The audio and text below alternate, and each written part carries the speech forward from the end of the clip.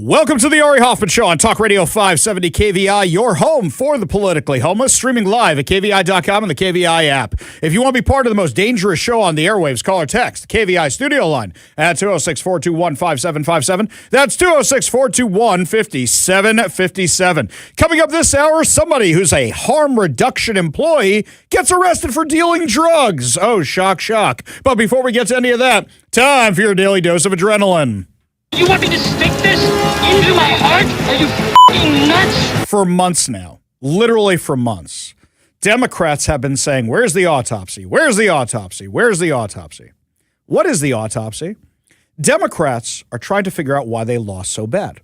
Typically, after an election, any party that has any brains in its head is going to look at it and go, what went right? What went wrong? Look, even a good election outcome, you want to go, where can we improve? An after-action report.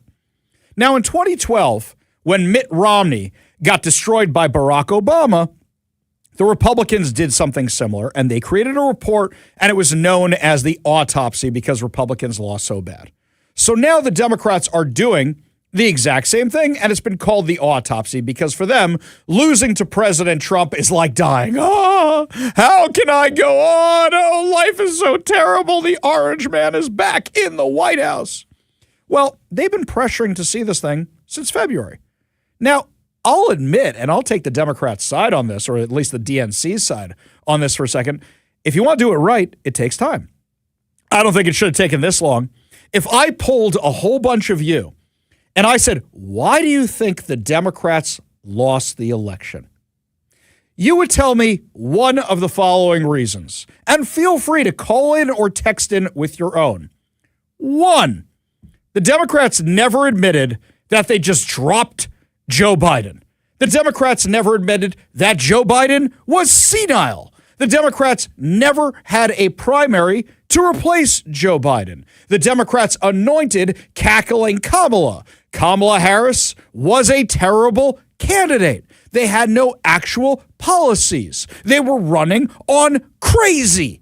And in addition to that, their base was off supporting terrorist organizations and things that the majority of Americans oppose. Look at that. That's without any analysis whatsoever. That's just off the top of my head.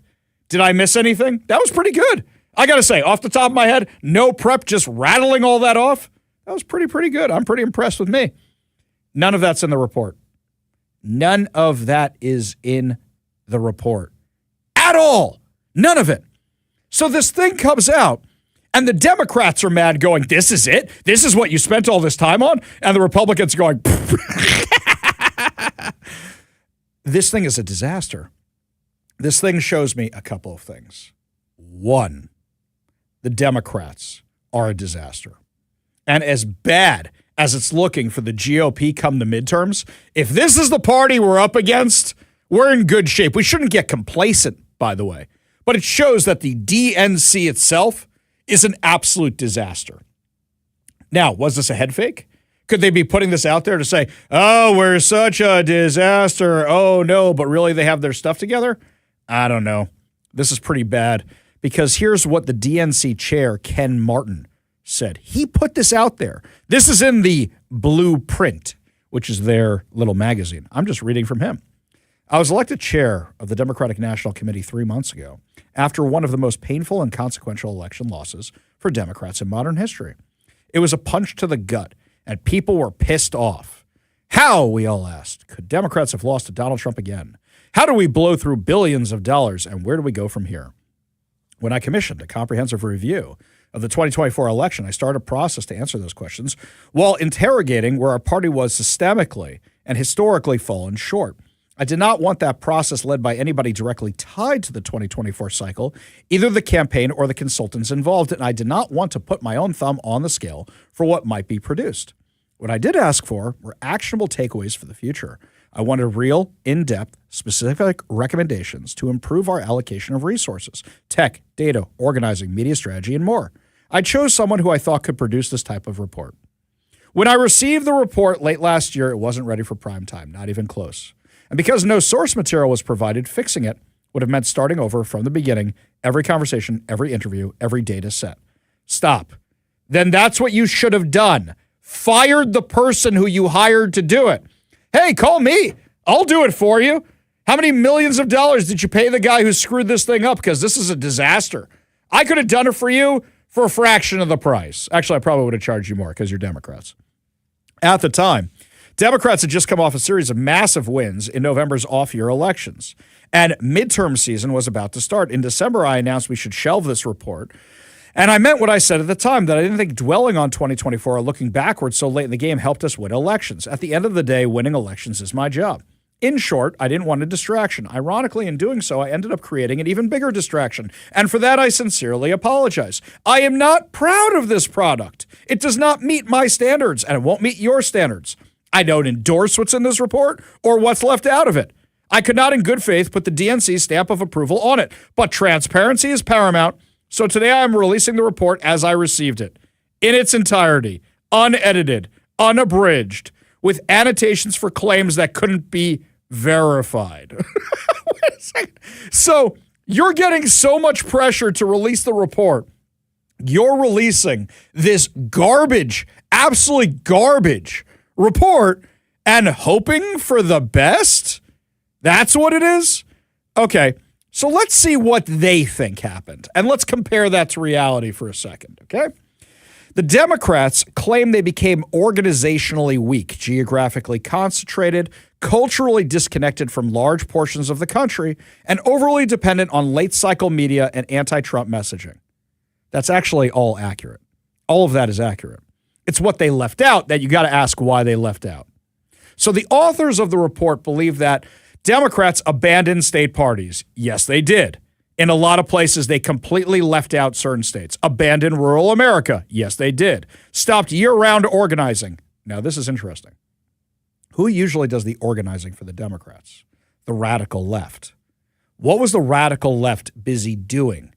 They were organizing for Hamas. They were organizing against Jews. They were organizing for Hezbollah. They were organizing on college campuses. They were organizing for all that. They weren't organizing for the Democrats. In fact, they were protesting the Democrats. They were disrupting Kamala Harris's campaign events. In fact, they still do it when she's on her book tour. So your stormtroopers weren't working for you. Outsource politics to consultants and TV ads. Well, yeah, that's always a bad idea, and I tell Republicans the same thing. Over-focused on national presidential cycles. Okay. Lost working class trust. Yes. Why did you lose that? And actually, this is a cautionary tale for the right. Why did you lose that?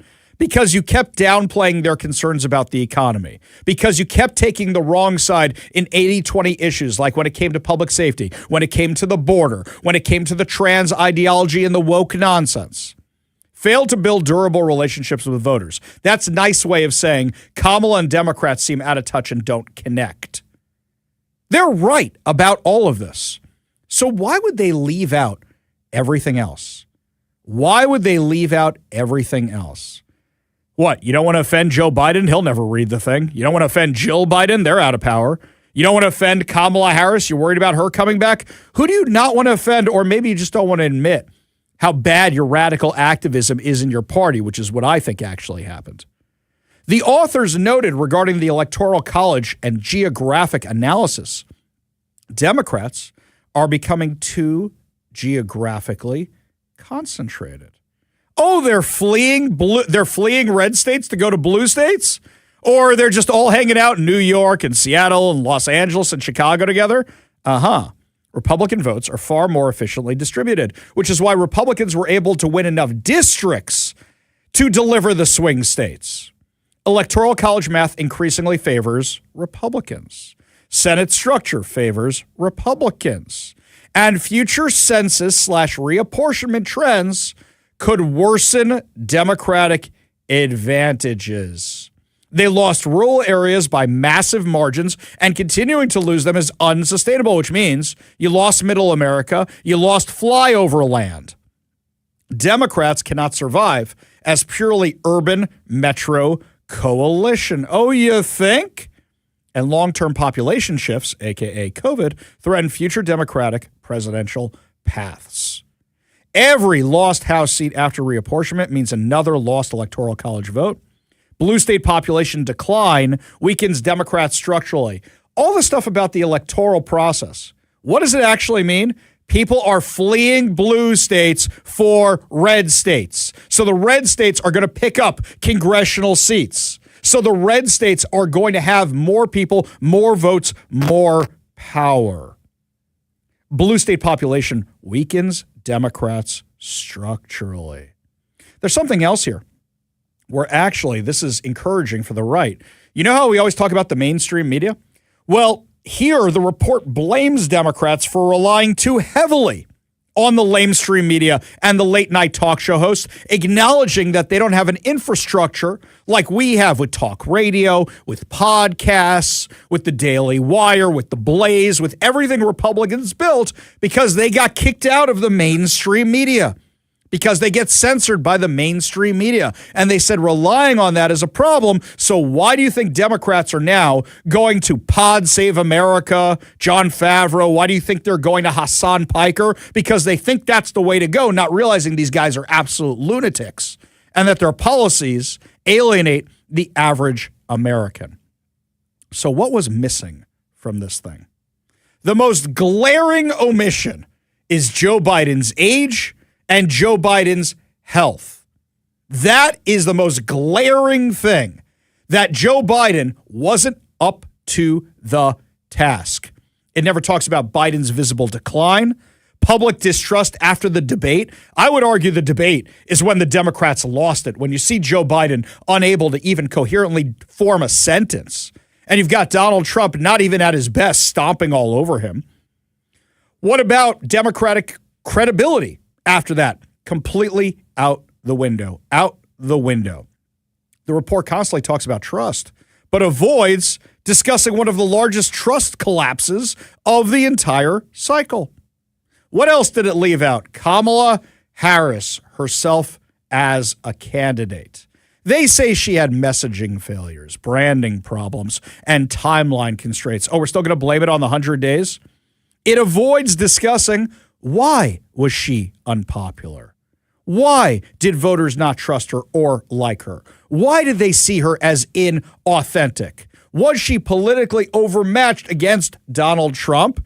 And did Democrats misjudge her viability? It also does not discuss that she didn't perform well in the 2020 primary, and yet they ran her for president. It didn't discuss how she sucked in every interview they had, how she couldn't separate herself from Biden because she kept claiming she was running the show with Joe Biden. And also, you never knew what she actually stood for. So that's some kind of important stuff you left out there. Here's another one. I did a quick search for certain words in this report, and you know what was missing from it? I searched up Israel, Gaza, Palestine. Those are never mentioned.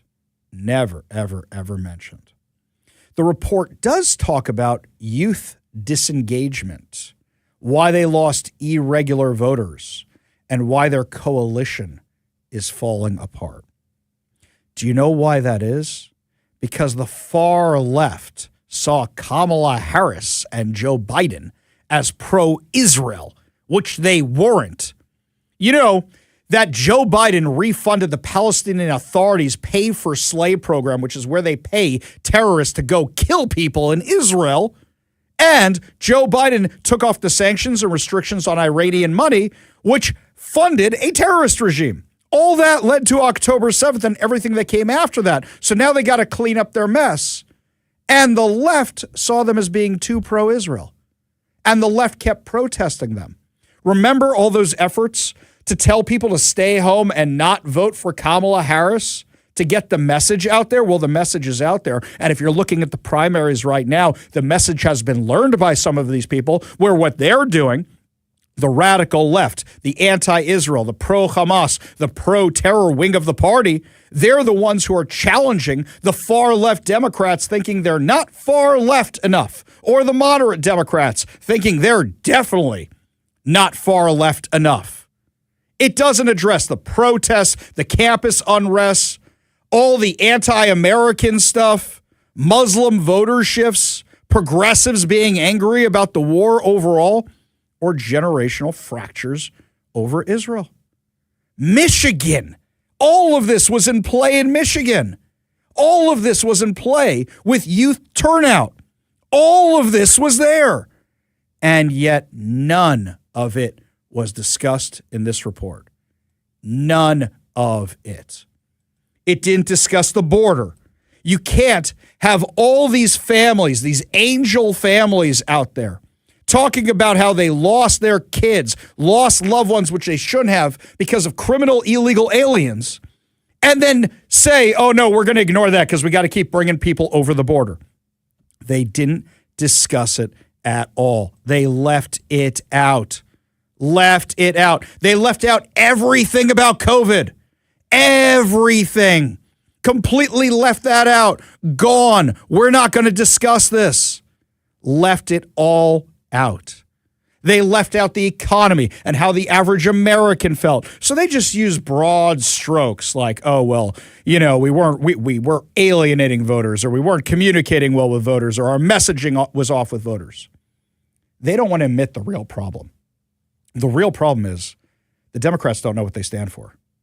The real problem is this coalition that the Democrats have built of far left activists, which they built. Actually, this is Obama's fault. Obama cobbled together this coalition in 2012 to beat Mitt Romney because Obama was so unpopular after Obamacare and so many people were running away from him. He said, if I lost the moderate Democrats, I got to go after the far left.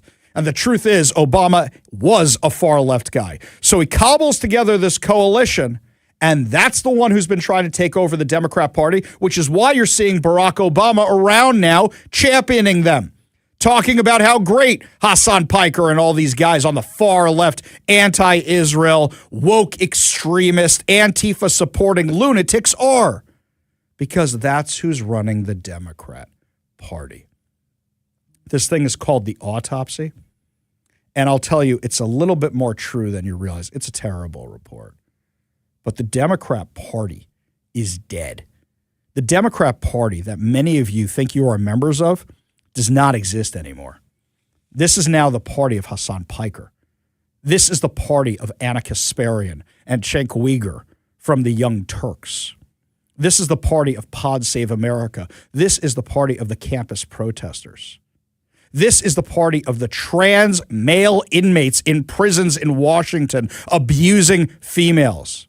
This is the party of illegal alien criminals killing people in the streets, whether it's with drugs or actually murdering them.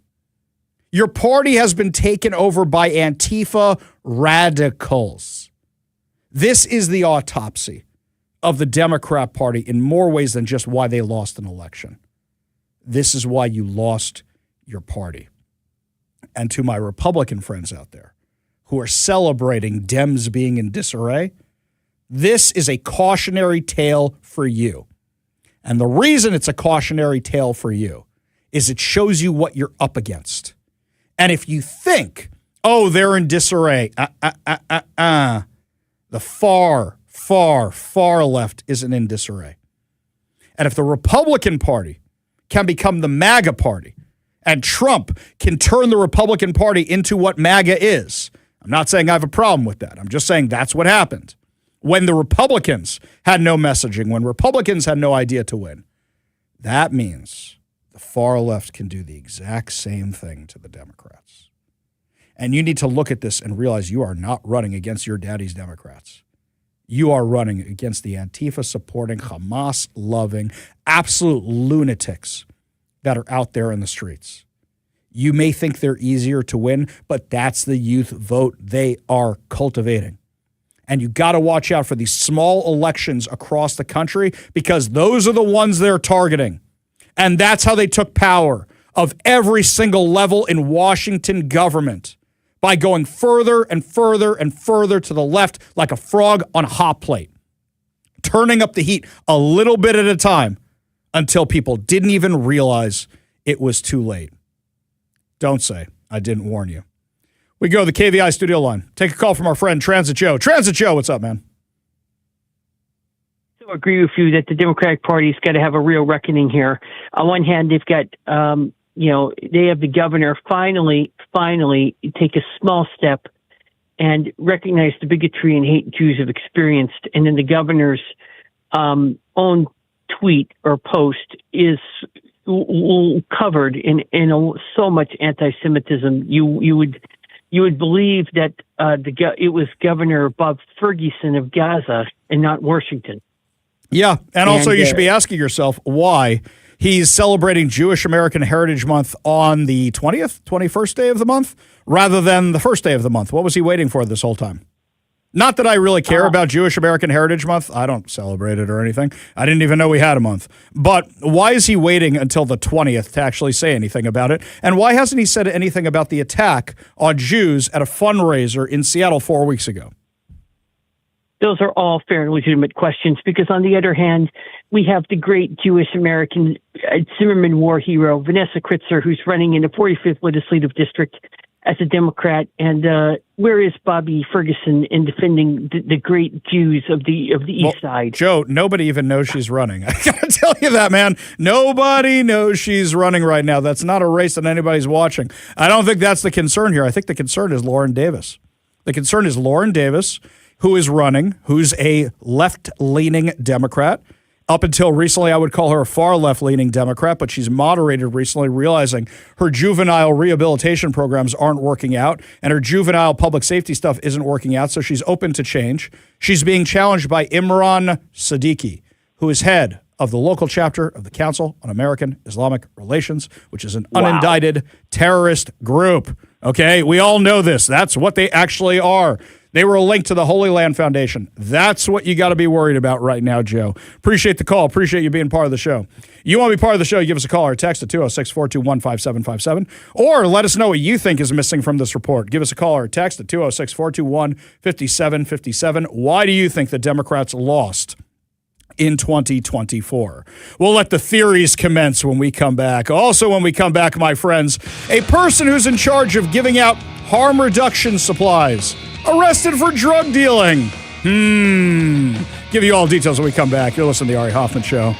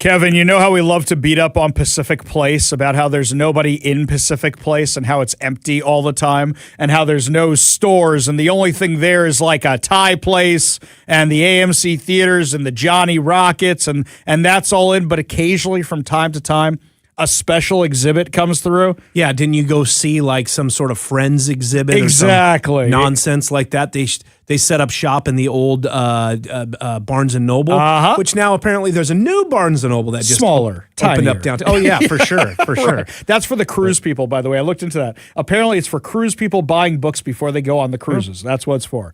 So they have a new purpose for Pacific Place. You ready for this? It's going to be one of the fun zones for the World Cup. So they're going to have all these zones of soccer all over the empty mall where there's nothing, including a giant screen showing the World Cup floor to ceiling. Got it. Yeah, it's one of the viewing places that you can go to, much like the barge that you talked about. Much like the barge, right. So where can we find an empty place in downtown Seattle? Well, most of the office buildings don't make sense because those are kind of separated out, but big open space, Pacific Place. Plenty of room there. Now, actually, this is a problem for you and me. I'm going to tell you why this is a problem for you and me. We got some movie premieres coming up, and I really hope they're not at Pacific Place. We're going to have parking issues, or will we? Because think about this. Are a lot of people going to downtown Seattle to watch the games? We keep hearing the numbers they're expecting are dropping and dropping and dropping. Yeah, I mean, I wonder if it's one of those things, too, where people come to town and maybe they come for one game because it's really expensive, and maybe they would watch some of the other games at one of these, get-togethers where you can watch the stuff. I do want to give a shout-out for that to the cookie place there. I think it's called Midnight Cookies. Oh, the one downstairs. Yeah, the one near the elevators. It's brilliantly set up. It's near the elevators and right next to where you pay for your parking. Yes. And so while you're in line, just, hey, let me grab a cookie or whatever. You smell it, you turn around, you're like, I might as well buy a couple of those. And they're really good. They look really good. You're right. The cookie and AT&T. AT&T's down there as well. Can't forget AT&T. Now, meanwhile, we know one of the reasons that people don't want to go to Seattle's downtown core is because of all the drug problems. And how has Seattle decided to deal with this? Seattle has decided to deal with this with what they call harm reduction.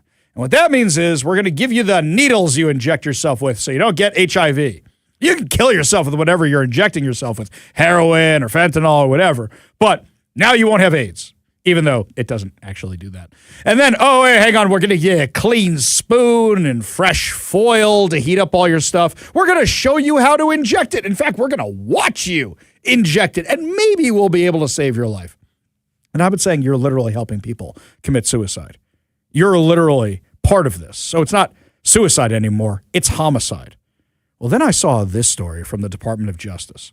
A Culver City man who works for a nonprofit organization that distributes syringes to homeless drug users in Los Angeles and elsewhere was arrested today on a federal criminal complaint charging him with possessing fentanyl when police pulled him over while he drove a BMW near MacArthur Park earlier this month. For those of you who don't know MacArthur Park, that is the drug den of Los Angeles. The things you see in the movies, that's MacArthur Park.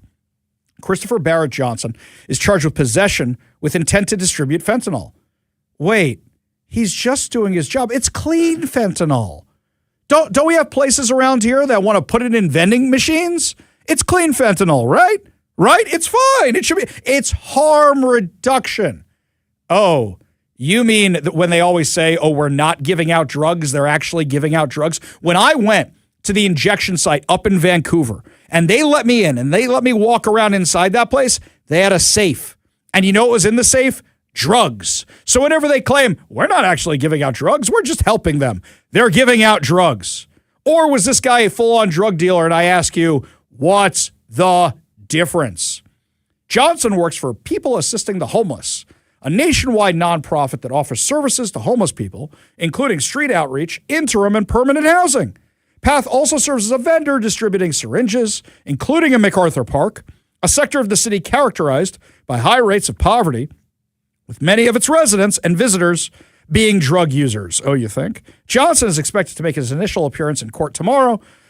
And then, according to an affidavit, during the late evening of May 5th, Los Angeles police officers patrolling the area, which is notorious for the use, They saw these open-air markets. They observed the BMW without a license plate conducting a U-turn.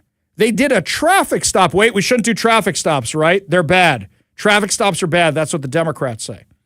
The vehicle's sole occupant was Johnson, who appeared very nervous. After speaking with him, they noticed sitting on the dashboard was a baggie of methamphetamine. He was also carrying knives in his waistband.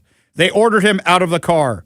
They found meth in his pants. They also found a backpack with more meth, more fentanyl, a digital scale that had fentanyl residue on it, empty plastic bags, and cash. Sounds like a drug dealer to me. They also found more drugs, including a substance that contained fentanyl and 46 grams of methamphetamine. So, is this a guy who's just doing his job for the homeless for harm reduction because this is what they believe in? Or is he an actual drug dealer? Or is there no difference whatsoever?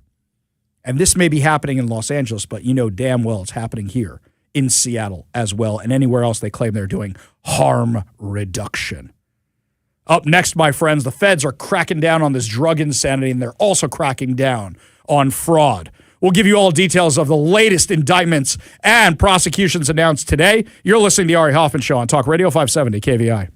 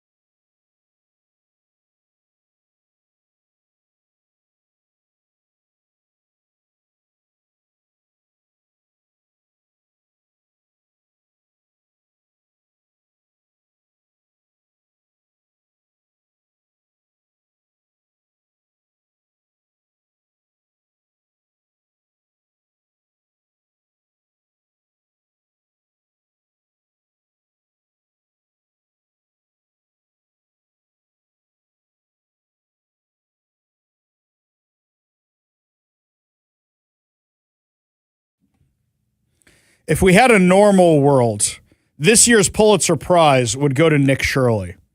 It seems that Nick Shirley, with his video exposing all the daycare fraud, all the home care fraud, all the elderly care fraud, started a revolution when, even though the Democrats were demonizing it, fraud is now the chic thing where everybody wants to combat it because nobody can justify it. Nobody can justify it.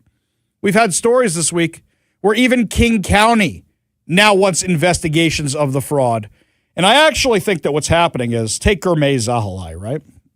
Gurmay Zahalai, he's the King County executive. which basically means mayor of King County. He was on the King County Council before this.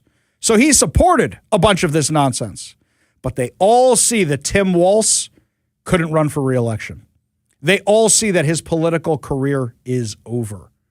So what I think they are all doing is CYA, covering their you-know-whats. They are covering it because they want to have a future and they realize nobody can justify this. Oh, I'm not saying they won't find other ways to do this later. Like we discussed yesterday with the far-left radical activists here in Seattle saying to somebody dumb like Katie Wilson who still doesn't get it, and they're saying, we need you to pay for the housing and the food and the medicine and the everything and the lawyers for the tens of thousands of trans refugees who are coming to Seattle. It's just another money grift. Especially when somebody dumb like Mayor Fivehead says, oh, yeah, we're gonna get you all the money you need, even though we have a massive budget deficit. That's what's going to happen. So there will be more fraud, which will have to be investigated. It will be out there. But for right now, everybody's looking into fraud. And today, the Justice Department dropped a hammer and announced the Minnesota healthcare fraud takedown, which resulted in criminal charges against 15 defendants, including owners of child care centers and various Medicaid providers, for their alleged participation in various fraud schemes involving over $90 million in intended loss, including the two largest Medicaid fraud cases ever charged in the district, first of their kind charges involving additional Medicaid programs.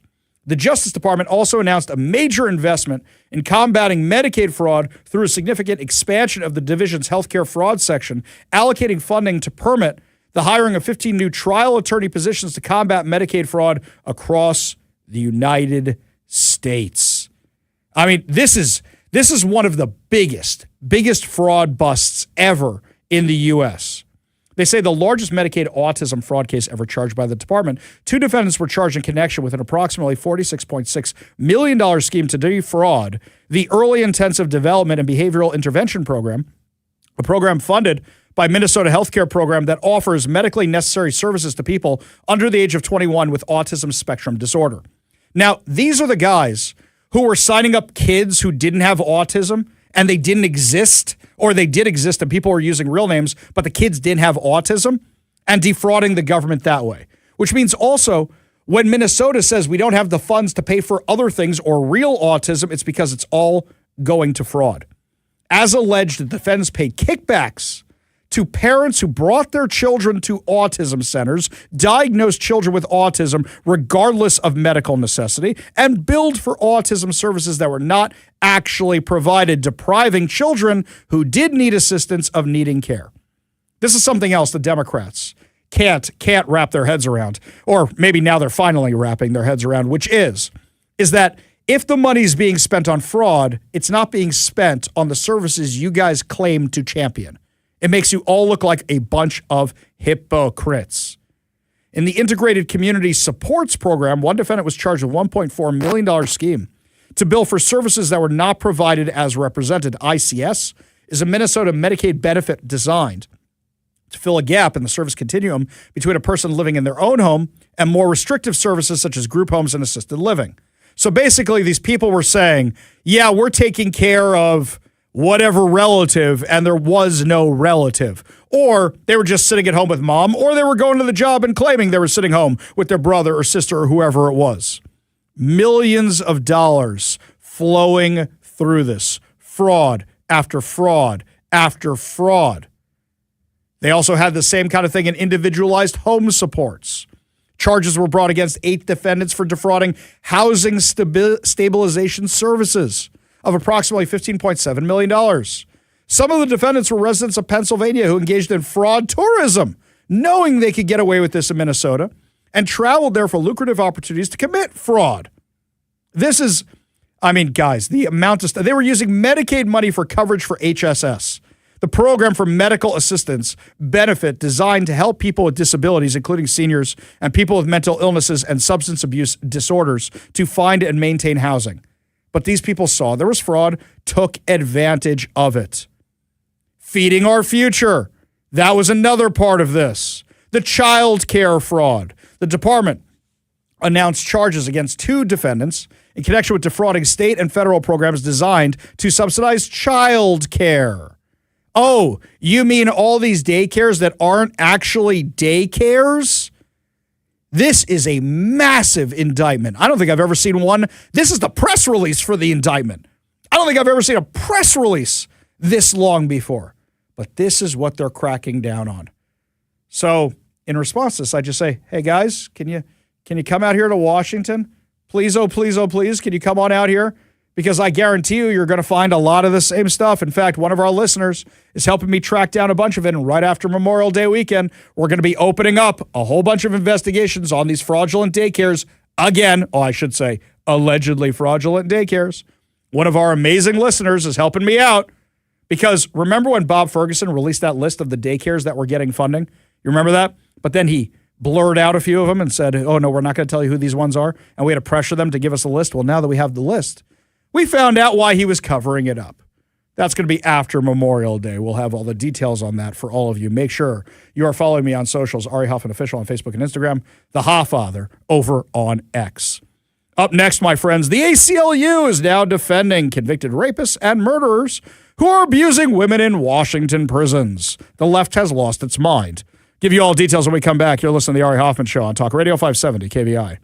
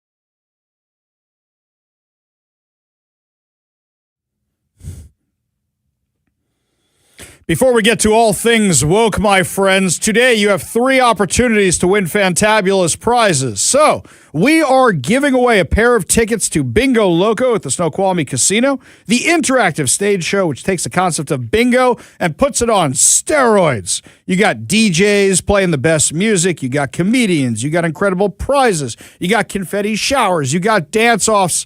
It's the most extreme bingo you've ever seen in your life. That's happening at the Snoqualmie Casino. You can get your tickets at snowcasino.com. That's SNO casino.com. All you have to do for your chance to win 2 tickets to Bingo Loco at Snoqualmie Casino is text the word bingo, as in there was a farmer who had a dog and bingo was his name-o, as in Bingo Loco. Text the word bingo, B-I-N-G-O, that's B-I-N-G-O, and bingo was his name. Just text bingo, B-I-N-G-O, to 206-421-5757. That's 206-421-5757. Just when you think it can't get any crazier.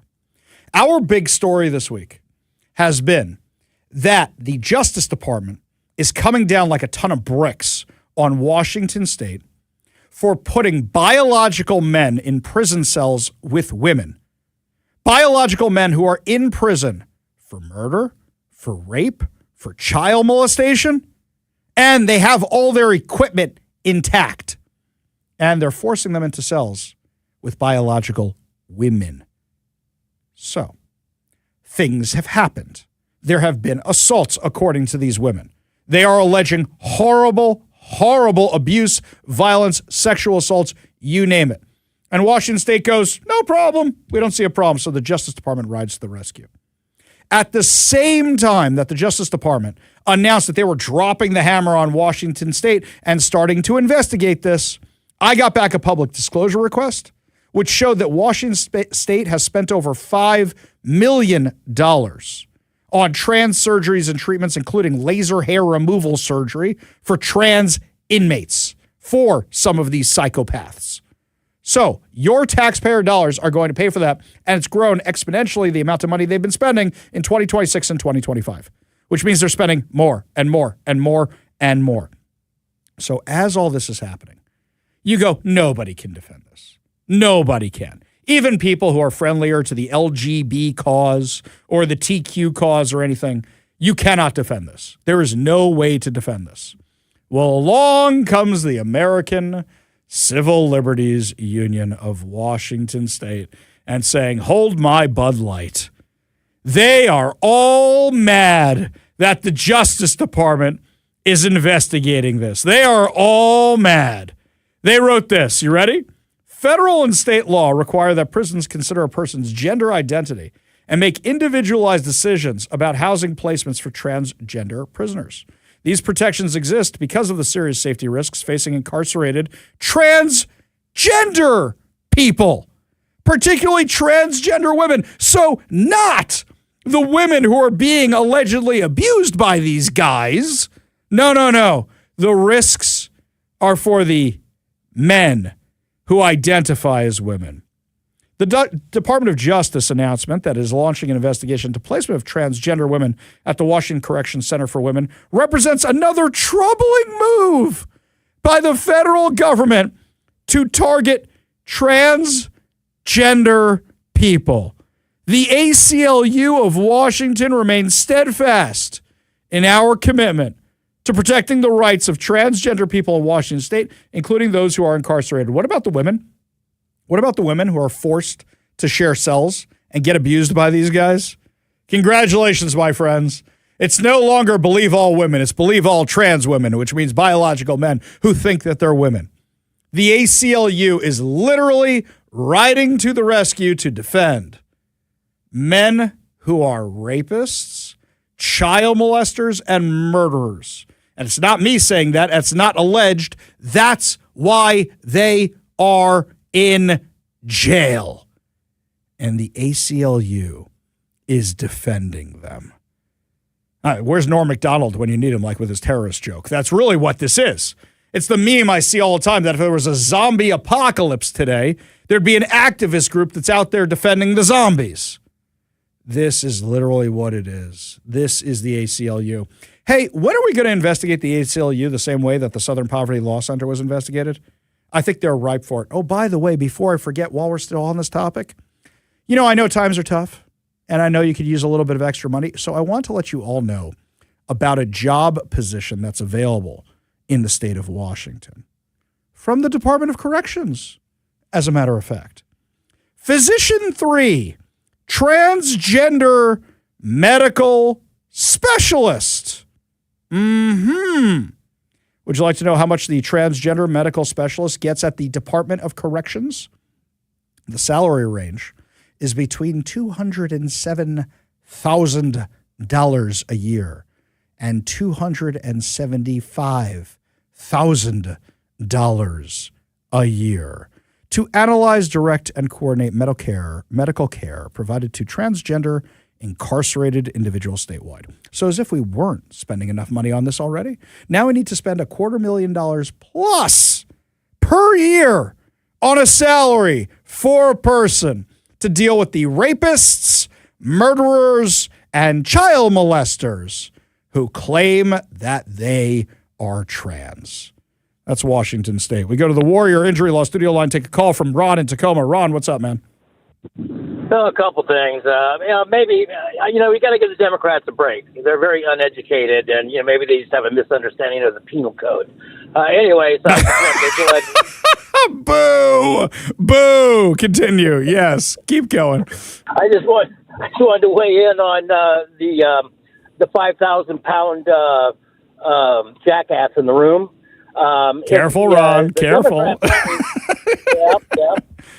I just wanted to say, hey, at one point, do we start looking at the Democrat Party as not as a political organization, but as the crime organization that they are? Well, I think that's exactly what's happening, because who are the ones who actually open the doors for a lot of this fraud?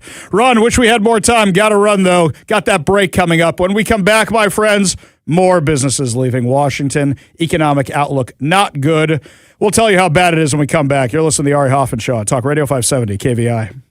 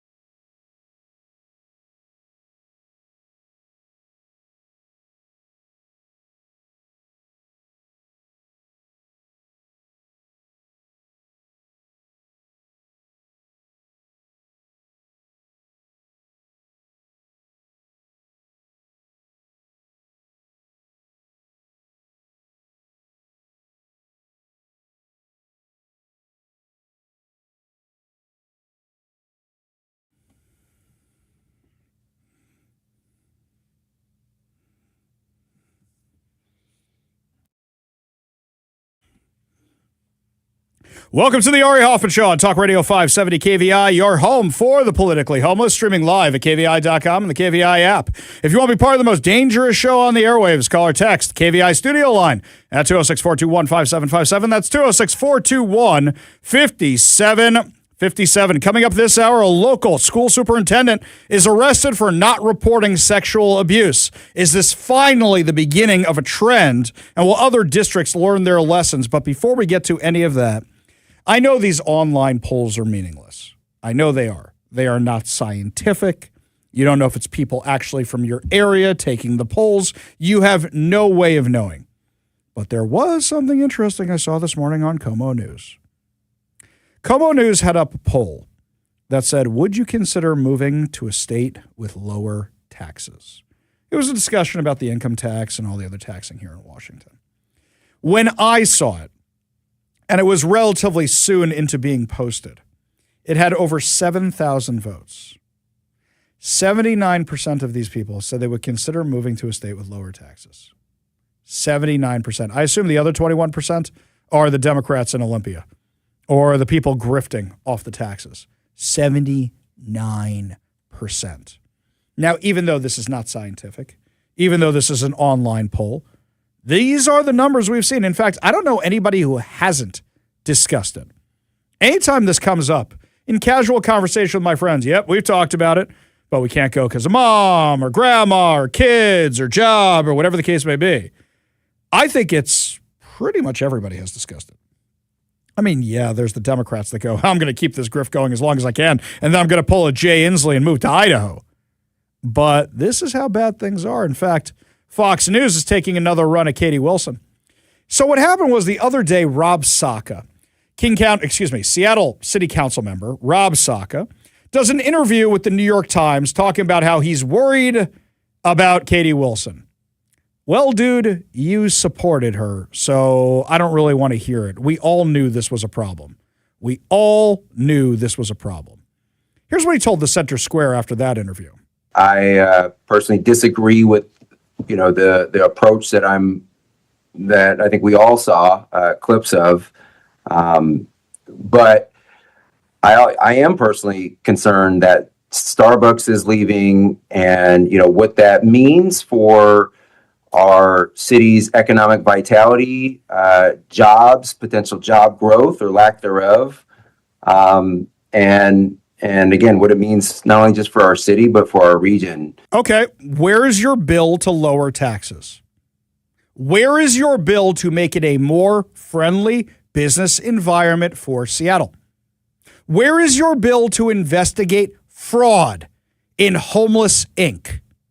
Where is the action? You can say whatever you want, man, but where is the action? You're tired of Katie Wilson?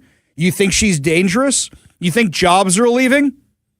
Where's your effort to change it? We know why jobs are leaving. They have said so. The Jumpstart tax, which is a tax on high earners, which is a tax on jobs. Tennessee is giving incentives. Nashville, Tennessee is giving incentives for bringing jobs to town, and you are taxing them. Where's your bill to repeal the Jumpstart tax? It may be too late already. Amazon's already gone. Maybe you have a chance of keeping some of the jobs here. They're already long gone. Where is your bill to repeal it? Very, very simple. Where is your bill to deal with any of this? Where is your bill to investigate fraud? Oh, wait, he does have a bill. We discussed this at length yesterday. Do you know what his bill is for?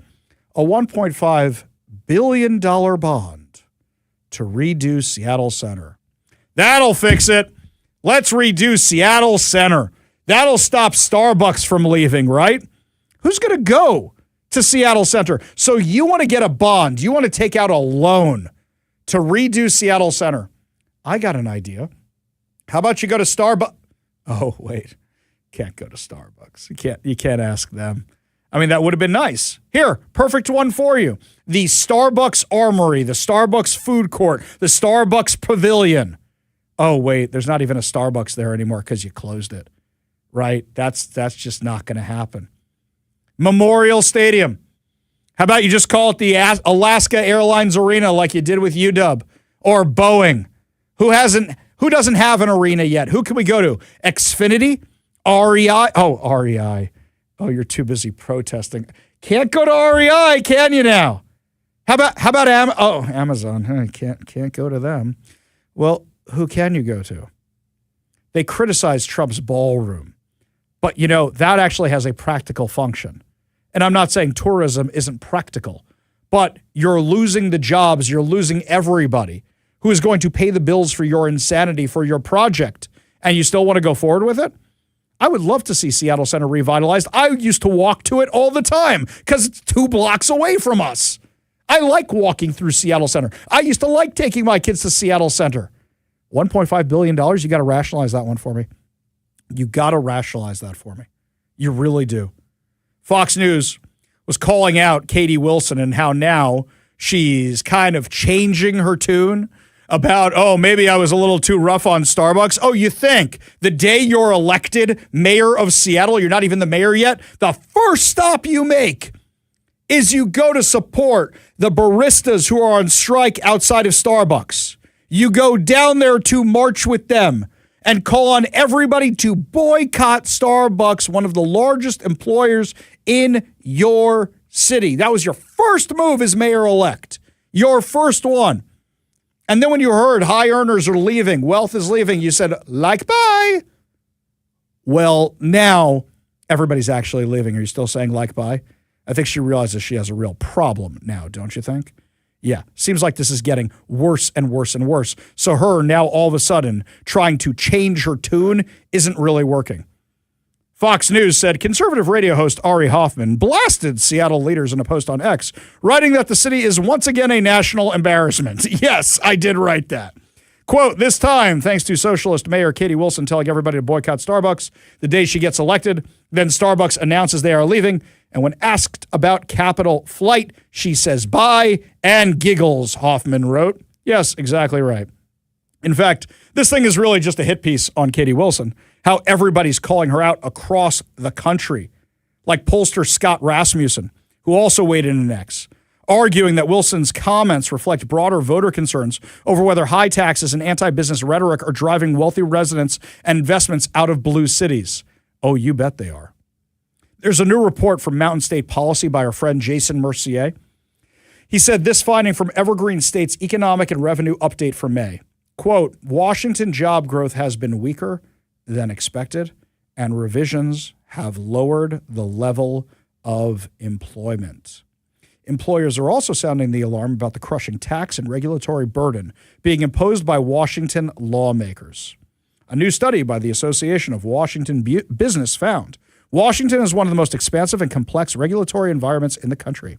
And that burden is affecting jobs, business growth, and investment decisions. Half of Washington's regulatory requirements qualify as duplicative or redundant. And by a broader measure, up to 70% can be classified as administrative red tape. At the same time, multiple Mountain State West states, including Idaho, Montana, and Wyoming, rank among the least regulated in the nation, offering regulatory environments that are markedly less burdensome. And of course, there were the recent comments from former 2-term Democratic Governor Christine Gregoire. I mean, when even Christine Gregoire is calling you out, you know you have problems. That's how bad it is. Here's what she said. Do you think majority leaders understand, do you think our legislature understands the impact of the policy environment as it relates to the economy? No. I really don't. As evidenced by, you mentioned the estate tax. I argued to some folks about the estate tax. We were the highest in the country, tied with Hawaii at 20%. We went to 35. We're not just the highest. We're beyond the highest. And I said, now, you understand the consequences of this. Can I see your fiscal note? Because I'd like to help it. Because here's what you can expect. Those people are not homeless. They will not pay. They're leaving. When they leave, they stop paying cap gains. When they leave, they stop giving significantly to philanthropy, which would otherwise be necessary by government. So do you understand, do you see the consequences of what you're doing? And the answer is no. I left office with a budget of $33 billion. And the budget today is $80 billion. I think that's a little bit too much of a growth. And yet, how we find ourselves at the end of every legislative session now is in the hole and projected to be in the hole. I would suggest to you, we don't really have an income problem. We have a spending problem. And we're answering...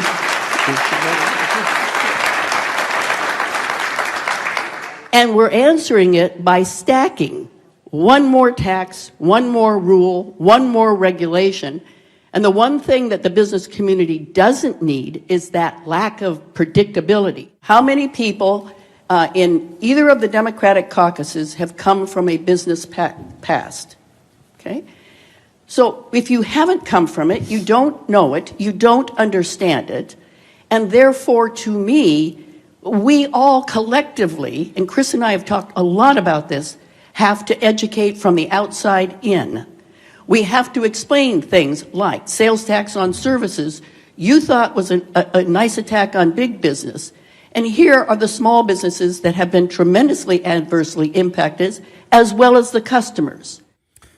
Christine Gregoire sounds like she's been listening to the Ari Hoffman show, doesn't it? I mean, literally right there.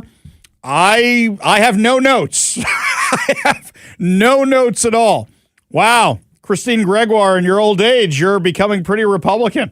Actually, my father used to work with Geraldine Ferraro. Geraldine Ferraro was at my bar mitzvah. For those of you who don't know who she was, first woman to run for vice president of the United States. She lost, but yes, her and my father used to work together, so she was invited to my bar mitzvah. And my father said later in life, she was actually becoming more and more conservative. Is this what happens? Democrats see the result of their policies and go, well, that didn't work. Wow, Christine Gregoire. Why couldn't you be like that when you were in office? Yeah, somehow time you reach a certain age, I find, and Fox News is on in the background the entire time, so you can't help but just start to subscribe. Exactly, start listening to the Ari Hoffman show when you're driving. I understand the assignment. So interesting, fascinating. But meanwhile, Christine Gregoire saying all this. Has Bob Ferguson listened? Has he signaled, hey, things are bad? He can't admit that he's wrong. This report here from Como News, which is the one that had the poll in it, I believe. Washington City stand to lose millions of dollars in revenue under sales tax exemptions that take effect in 2029. The crux of the law imposes a 9.9% state income tax on anyone or any household making more than $1 million annually, but the new law also includes sales tax exemptions for hygiene products, diapers, and over-the-counter drugs. So now you're saying that they're going to do this big income tax thing, but they're reducing the sales tax here. So what a mess. What an absolute mess they're making right now. Because then who are these municipalities going to go begging for help from? Oh, right. The state government.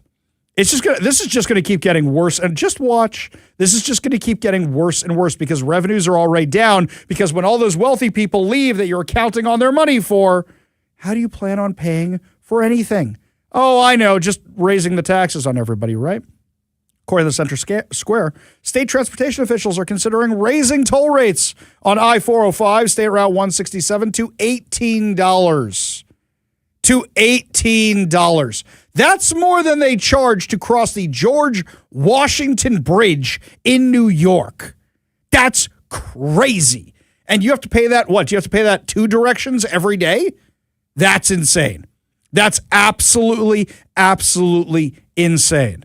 Oh, yeah, don't forget, they're ending the tax exemption for precious metals. Coin shops are now warning of higher prices, so now you're going to kill another industry. They'll get out of here. And then I don't know if you saw this report the other day. Notices started going out this week that Meta is laying off 8,000 employees, or 10% of its workforce. Now, I know they said this is nationwide. I know they said that, but Starbucks keeps saying that. And yet every time I look, Starbucks is hiring people in Nashville, but they're firing all the people here in Seattle. So when Meta says they're laying people off because of AI, Meta has already laid people off in the Seattle area. Meta has also scaled back its plans for expansion and development of new campuses in Bellevue. And they're the business-friendly ones. How many of these 8,000 jobs do you think are going to be in our area? Now, I don't know how many people Meta employs in our area because they have different divisions and such. I don't know the exact number. I'll count on one of you sending that in to me shortly. I assume not all the layoffs are here. Usually they use economic downturns as an opportunity to cut the fat, and then they blame AI. But I guarantee you a chunk of them are going to be here. Are we already up to 30,000 jobs lost since January of this year? 30,000 jobs. How many more are we going to lose? How many more? This is the Democrats' legacy. This is what they do. Craziness. Absolute craziness. We go to the KVI studio line, take a call from Ben in SeaTac. Ben, what's going on? Hey, Ari. What's up, man? The thing with the Robert Massey defeat, everybody's Israel this. I've heard you mean Tom Massey? Tom Massey? Tom Massey, yeah, the guy who consented. And the thing is that if you supported Trump's agenda, which I do 100%, I want more tariffs, I want lots of tariffs. You can't vote for. Hang on a second, Ben. Are you on speakerphone? I can barely hear you, man. Yeah, I'm sorry. How's it? There you go. Okay, thank you, Ben. What's up? Yeah, so if you supported Trump's agenda, which I do, all of it, including tariffs, lots of it, you can't vote for Massey. You can't vote for a guy like Rand Paul. You got to vote. You got to get those libertarian thinkers out because I don't like libertarians anyway. I think they're kind of retarded. That's the only way. Whoa, Ben. Let's do this, okay? Let's do this first of all. Let's just stop right there for a second, okay? First of all, when we are discussing the libertarians for a minute, we can do it this way, and we can say, well, how come libertarians don't win more often? And the reason is because if you want to get anything done, then what you have to do is you have to work with other people. And while people say, oh, he's so brave for voting no on anything, Tom Massey has no legislative accomplishments, not a single one in the 14 years he was in Congress, not one, because he didn't work with anybody. And you say, oh, you're compromising your principles. No, there are plenty of places where you go, hey, I will give you a vote for this bill. If you add this rider to it, if you add this policy for it, if you do this, if they know you're a no vote, you have nothing to give them. If they know that every time, they know you have nothing to give them. And that's Tom Massey. Now, Rand Paul is, one second, I'll get to you in 1 second, Ben. Rand Paul is very, very similar. But if you look at his legislative agenda, he goes, where do we overlap? Where do we align? And then he actually gets some stuff done. Go ahead, Ben. I think the libertarian philosophy is extremely utopian. The reality of their free trade is that China gets bigger and bigger and huger, and just for one. And then the real hardcore libertarians don't even believe we should have a border or an immigration policy. I mean, it's a super utopian fantasy worldview that in the real world just doesn't work at all. When I was invited to speak at the local libertarian convention with John Carlson, I saw it and I said to myself, I don't know the difference between you guys and the left, because they don't want law and order. They want you having guns. And as much as I'm in favor of having guns, you need a police department. You need an FBI. You need these agencies. Are there problems with them? Absolutely. But their solution was to get rid of all of them. And where libertarians really lost me was their drug policy.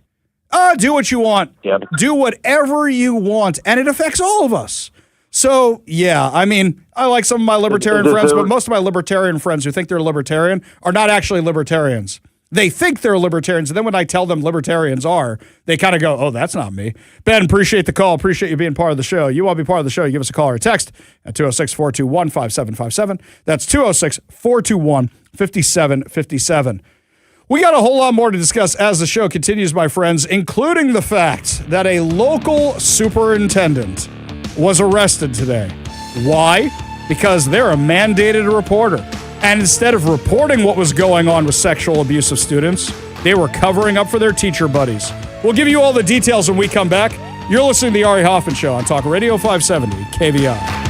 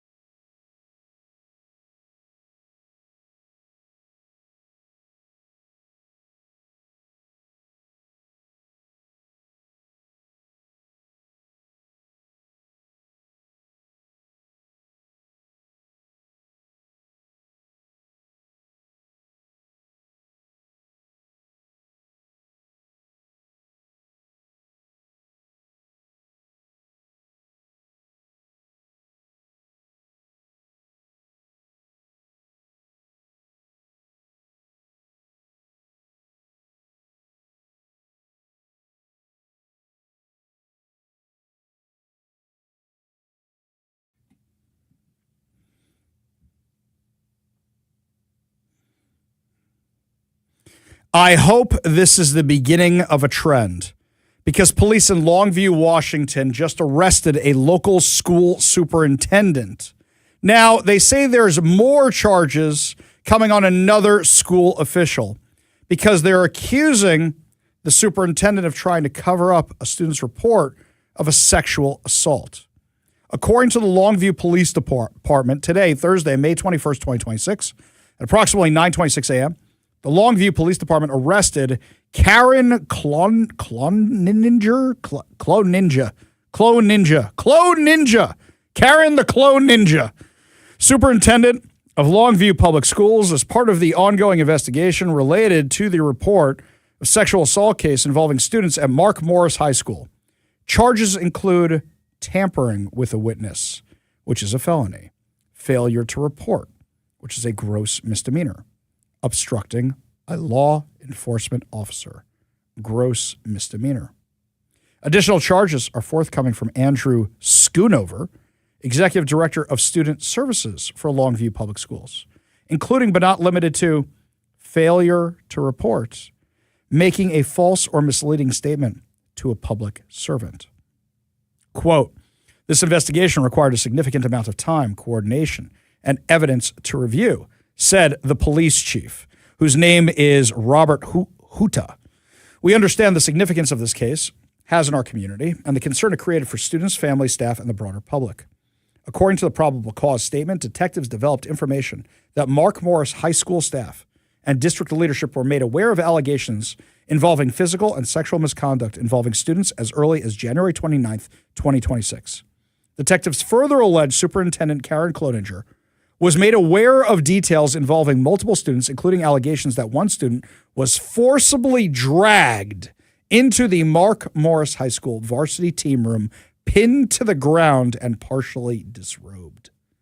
The probable cause statement further alleges Longview Police Department leadership directly contacted Cloninger on February 5th after reports began circulating on social media and asked whether law enforcement assistance was needed.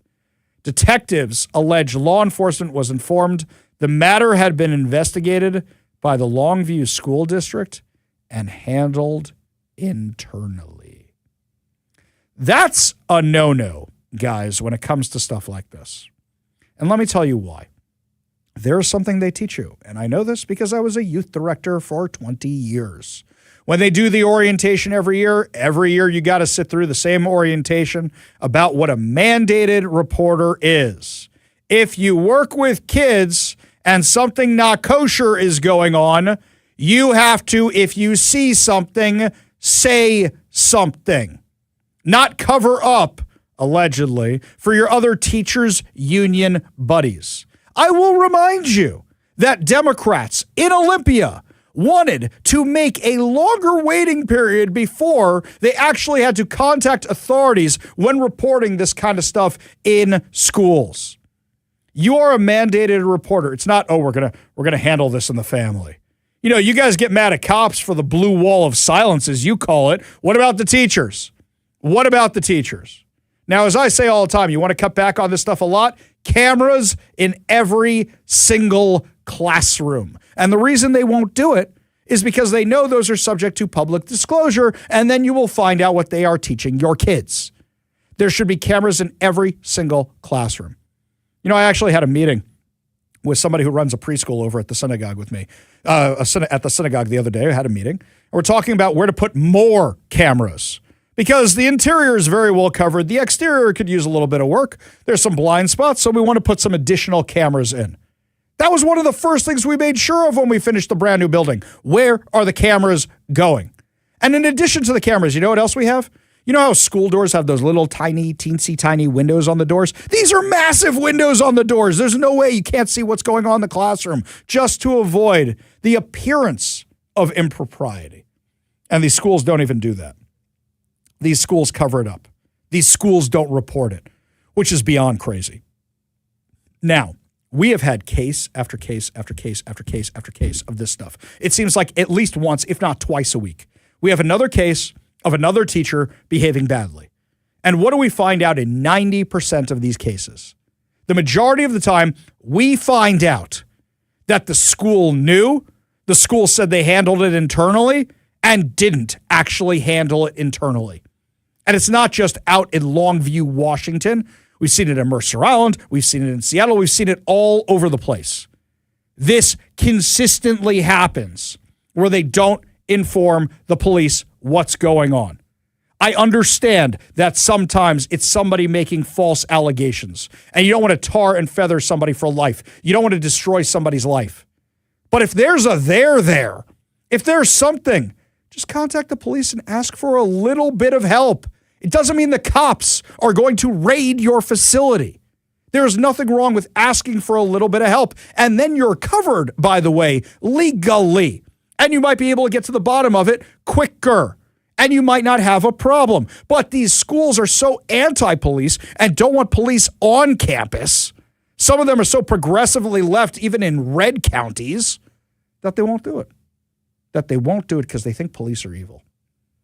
I think back, I think my first year on air, there was a homeless guy who had gone into a school in Seattle somewhere. He had just walked in and started creating all these problems. And I asked for the body camera footage. I got the body camera footage. And the story was no longer the crazy guy. The crazy guy was, okay, there's a crazy guy in a school, cops tased him, fun. Fun for everybody to watch. Crazy thing for me was I had the body camera footage of every police officer. Some of them were getting yelled at by the teachers. Some of them were getting lectured by the teachers. So there's a crazy lunatic in the school who's a threat to children, and you're getting mad at the cops. You're getting mad at the cops. Craziness, absolute craziness. Whenever they say, yeah, there's some bad apples who are cops, I go, great, now do teachers. Now do teachers. They never do it. They protect their own. I hope that every superintendent is watching this. I hope that every superintendent heard about this. And I hope that if, God forbid, these allegations are true, that this superintendent goes to jail and that this student services person goes to jail to set an example to everybody else. What happens if you don't follow the law and you don't follow your obligation as somebody who's in charge of children? We go to the KVI studio line, take a call from Robert in Auburn. Robert, what's going on, man? Hey, you're talking about things financially here in the greater Seattle area. And one of the things that I've never heard any of you talk about is people that own buildings like downtown Seattle. If I were to own a building downtown Seattle, you know what I'd be doing right now as they're fixing rents and that? Is I'd be going out and getting a loan against the building, as much loan as I could possibly get my hands on. And then what I would be doing is taking my money somewhere else and declaring bankruptcy. And the next part of this equation that plays out is like back under Bush number 2, where, you know, the banks are all of a sudden holding all this property that they can't get rid of. And that's what's really going to happen here in the greater Seattle area with fixing rents and all of these crazy things that these people keep coming up with. But I haven't heard any people kind of like talk about that as a procedural Well, Robert, step. I think you need to listen to the show more often, and let me tell you why. Because we did discuss this, but we discussed it a little bit differently, because I'll show you the trend we're seeing. And I'm not saying you're wrong. I'm not saying people aren't doing that. But from a landlord's perspective, because I do property management, from a landlord's perspective, a lot of landlords already have those buildings mortgaged. So they're not mortgaging them more because you can't get your mortgage higher because the building already is missing a whole bunch of tenants and nobody's going to give you more money on that building. So instead what's happening is they are already surrendering properties to the banks. And this is what we saw happen in San Francisco when you saw Westfield Mall say, take the mall, gave it to the bank. When you saw Hilton Hotels say, take the hotel and gave it to the bank. So what you're talking about is happening from a different angle, but it is happening. And one of the problems we're having, like, look at Martin Seelig. Martin Seelig is one of the biggest landowners in downtown Seattle. He's got a huge vacancy problem. The Seattle Times loves to beat him up all the time, but the Seattle Times doesn't realize that means how many people are not downtown anymore. The latest numbers I saw, we went from 33% vacancy to 35% vacancy in downtown. And I was thinking as I was driving in this morning, I said, man, traffic's gotten a lot lighter around here. It used to be backed up all the way to I-5 where I would get on, like I wouldn't even take I-5. Now it's a pleasure taking I-5, but it's a pleasure for all the wrong reasons. Robert, appreciate the insight. Appreciate you being part of the show. You want to be part of the show, you give us a call or a text at 206-421-5757. That's 206-421-5757. Up next, another illegal alien with the last name Singh kills more people, allegedly, while driving a truck illegally with a CDL issued by California. Give you all details when we come back. You're listening to The Ari Hoffman Show.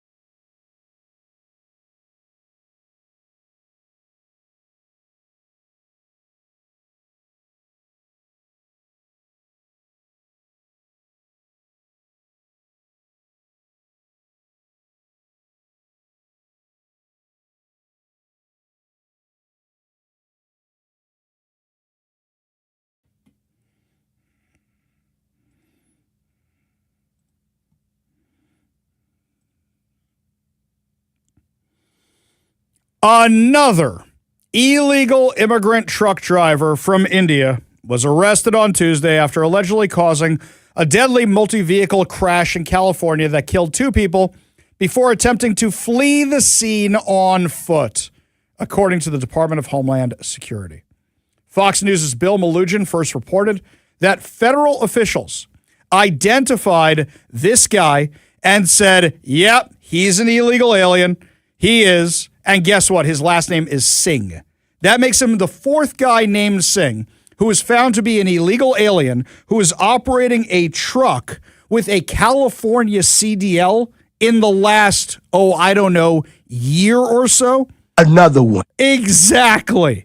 I mean, how many examples do we need of this? Like the guy in Florida who got a Washington CDL, then used it to upgrade to a California CDL. Another one. Exactly. His name was Hajinder Singh. Then we had the guy here who killed the young father out in Renton, or was it Auburn? Renton or Auburn out on 167? Another one. How many? Four of these, all with the same last name, and they're not related? Singh is more common than Smith here in Washington. Or excuse me, here in America. It's more common than that. It is crazy, the regularity with which this is happening. It's getting worse and worse and worse. He now faces multiple charges, including vehicular manslaughter with gross negligence, hit and run, resulting in death or injury, resisting arrest, obstructing a police officer. ICE has lodged a detainer, and I reached out to the California Highway Patrol today. Paunch himself got back to me. No, it wasn't Paunch. Paunch would have actually enforced the law. That's right. Eric Estrada, he always got his man. Yeah, he wasn't the one who got back to me. You know who got back to me? They said, yeah, we can't tell you if we're going to keep it or not. That's the individual jurisdiction. I'm like, great. Who'd you turn him over to? Which jail is he in? Are they going to honor the detainer? Because let's not forget the guy who killed the young father out in Auburn on 167 here in Washington. That guy was released and flew the coop in the wind. Don't know where he is. Gone. Poof. Vamoose. Really bad timing, by the way. When you had Los Angeles Mayor Karen Bass say that we should explore letting illegal aliens vote in American elections. Really bad timing. Councilmember Hugo Soto Martinez, who has endorsed you, he wants to explore ways to let non-citizens vote in city elections. I know that there are some cities that already do this, but politics is all about timing. With Donald Trump in the White House, is this the right time for Los Angeles to go down this path? Well, I think we need to explore it. Now, I've not seen exactly what he's calling for. I have a little familiarity of what happens in other cities, and for example, some cities will allow people to vote in like city council and school board elections because they pay local taxes, but they are not necessarily undocumented. They might be here completely legally, but have not finished the citizenship process. So we'll wait and see. Wait and see. That means yes, but I'm in the middle of a very tough re-elect, so now's not the time to do it. Sounds to me like she wants people, she should have just said no. No. You have to be a citizen to vote. That is the correct answer. But because Spencer Pratt has his amazing viral ads and the guy seems to be everywhere, she's in trouble. Babylon Bee had a great headline about her today. They had a hillside on fire because there's more California fires starting right now. And it goes, white smoke means Karen Bass is still mayor of Los Angeles. We go to the KVI studio line, take a call from Dana in Snohomish. Dana, what's going on? Hi there. Probably sound like a conspiracy theorist, but I believe we are witnessing the largest, at least financial land grab in our nation's history. I believe that the Dems are destroying our cities, and they will end up waiting people out, buying the land cheap, and magically the cities will get better. Dana, have you ever seen RoboCop? I have years ago, but yes. Isn't this the plot of RoboCop?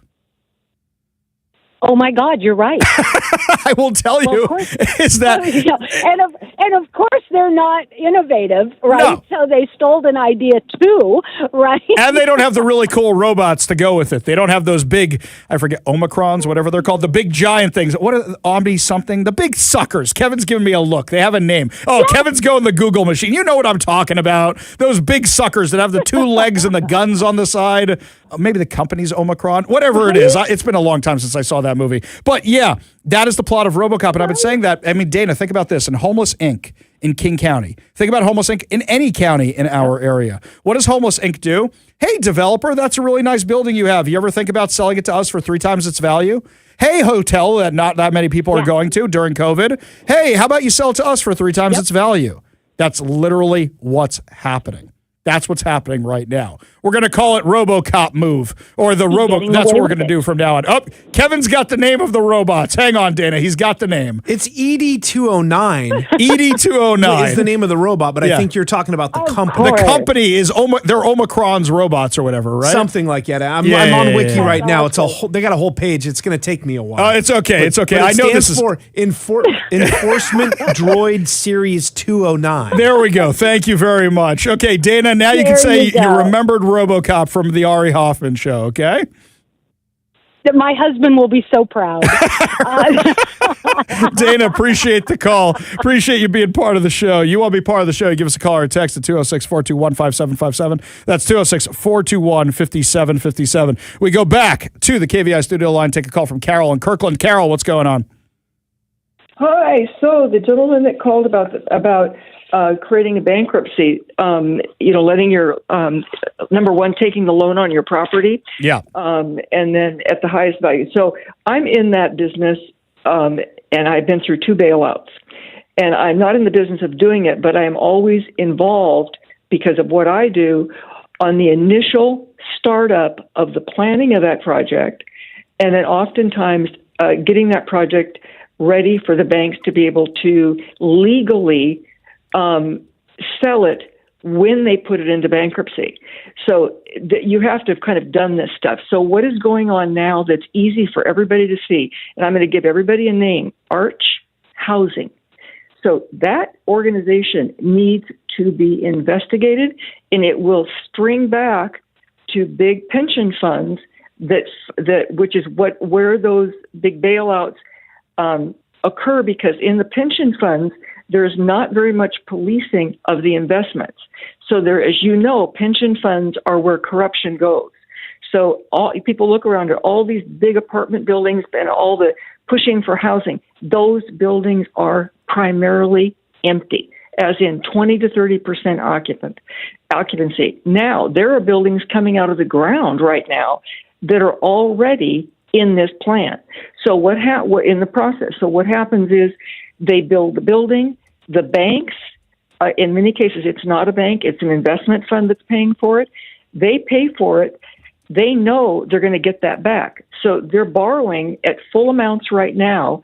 The owners can come back at pennies on the dollars and buy those buildings. They're not going to buy these. A lot of these buildings are just going to they're going to just take them down. So all that's happening is these buildings that you see going up, and everybody says these ugly as sin, and there's hundreds of them. The city planners are very much involved with this. The city managers, Kirkland is a hot spot for it. Bellevue's a little more heavily policed, but it has happened over there. But you look at Seattle, all over the state of Washington. It's happening all over the country. I'll tell you what, Carol. I'll tell you what. Send me some information on this. I'd love to read it. I really, really would, and study this. We got a long weekend coming up, and I love reading through things like this. Do me a favor. Send me whatever you got. I'd love to look into this. ARI@kvi.com, okay? All right, we'll do. Thank you. Appreciate it, Carol. Appreciate you being part of the show. Appreciate your contribution. You want to be part of the show, you give us a call or a text at 206-421-5757. That's 206-421-5757. Omni Consumer Products. That's created what it was. I knew it was Omni something. OCP. Something like that. OCP. I knew I was close. I knew I was really, really close. Lots more to discuss as the show continues, my friends. We have a win for foster parents against Washington's woke agenda. Tell you what happened when we come back. You're listening to the Ari Hoffman Show on Talk Radio 570 KVI.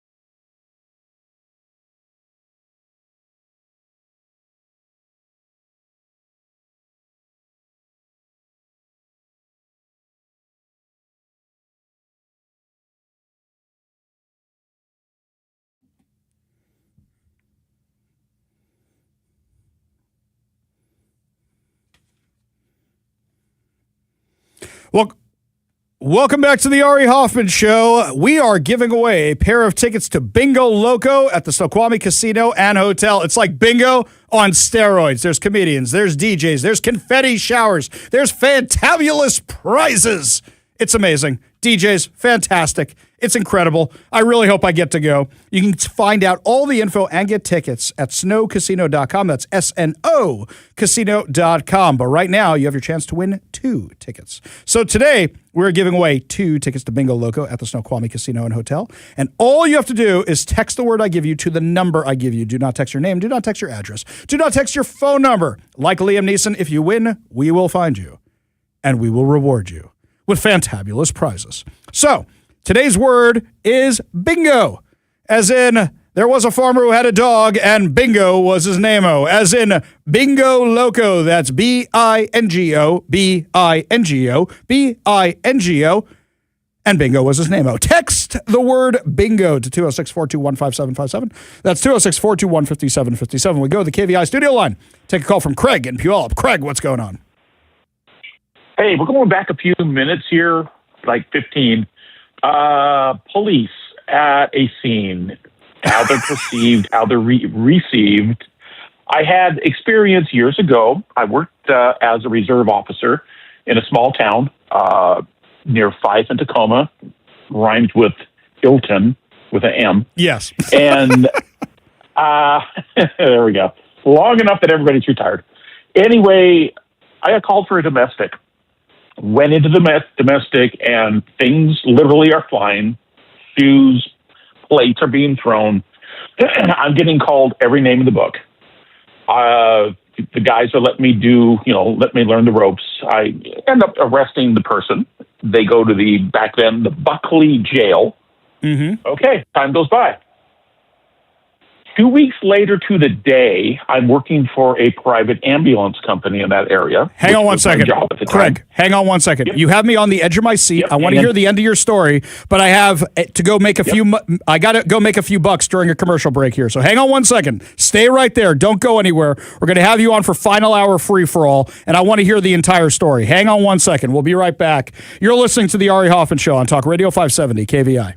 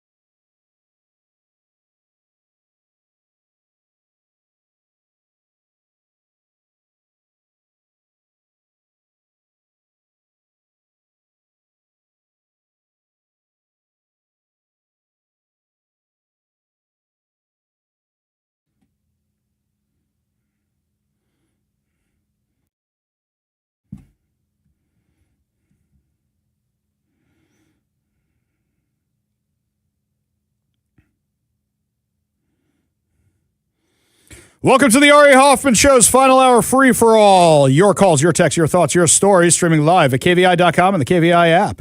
If you want to be part of the most dangerous show on the airwaves, call or text the KVI studio line at 206-421-5757. That's 206-421-5757.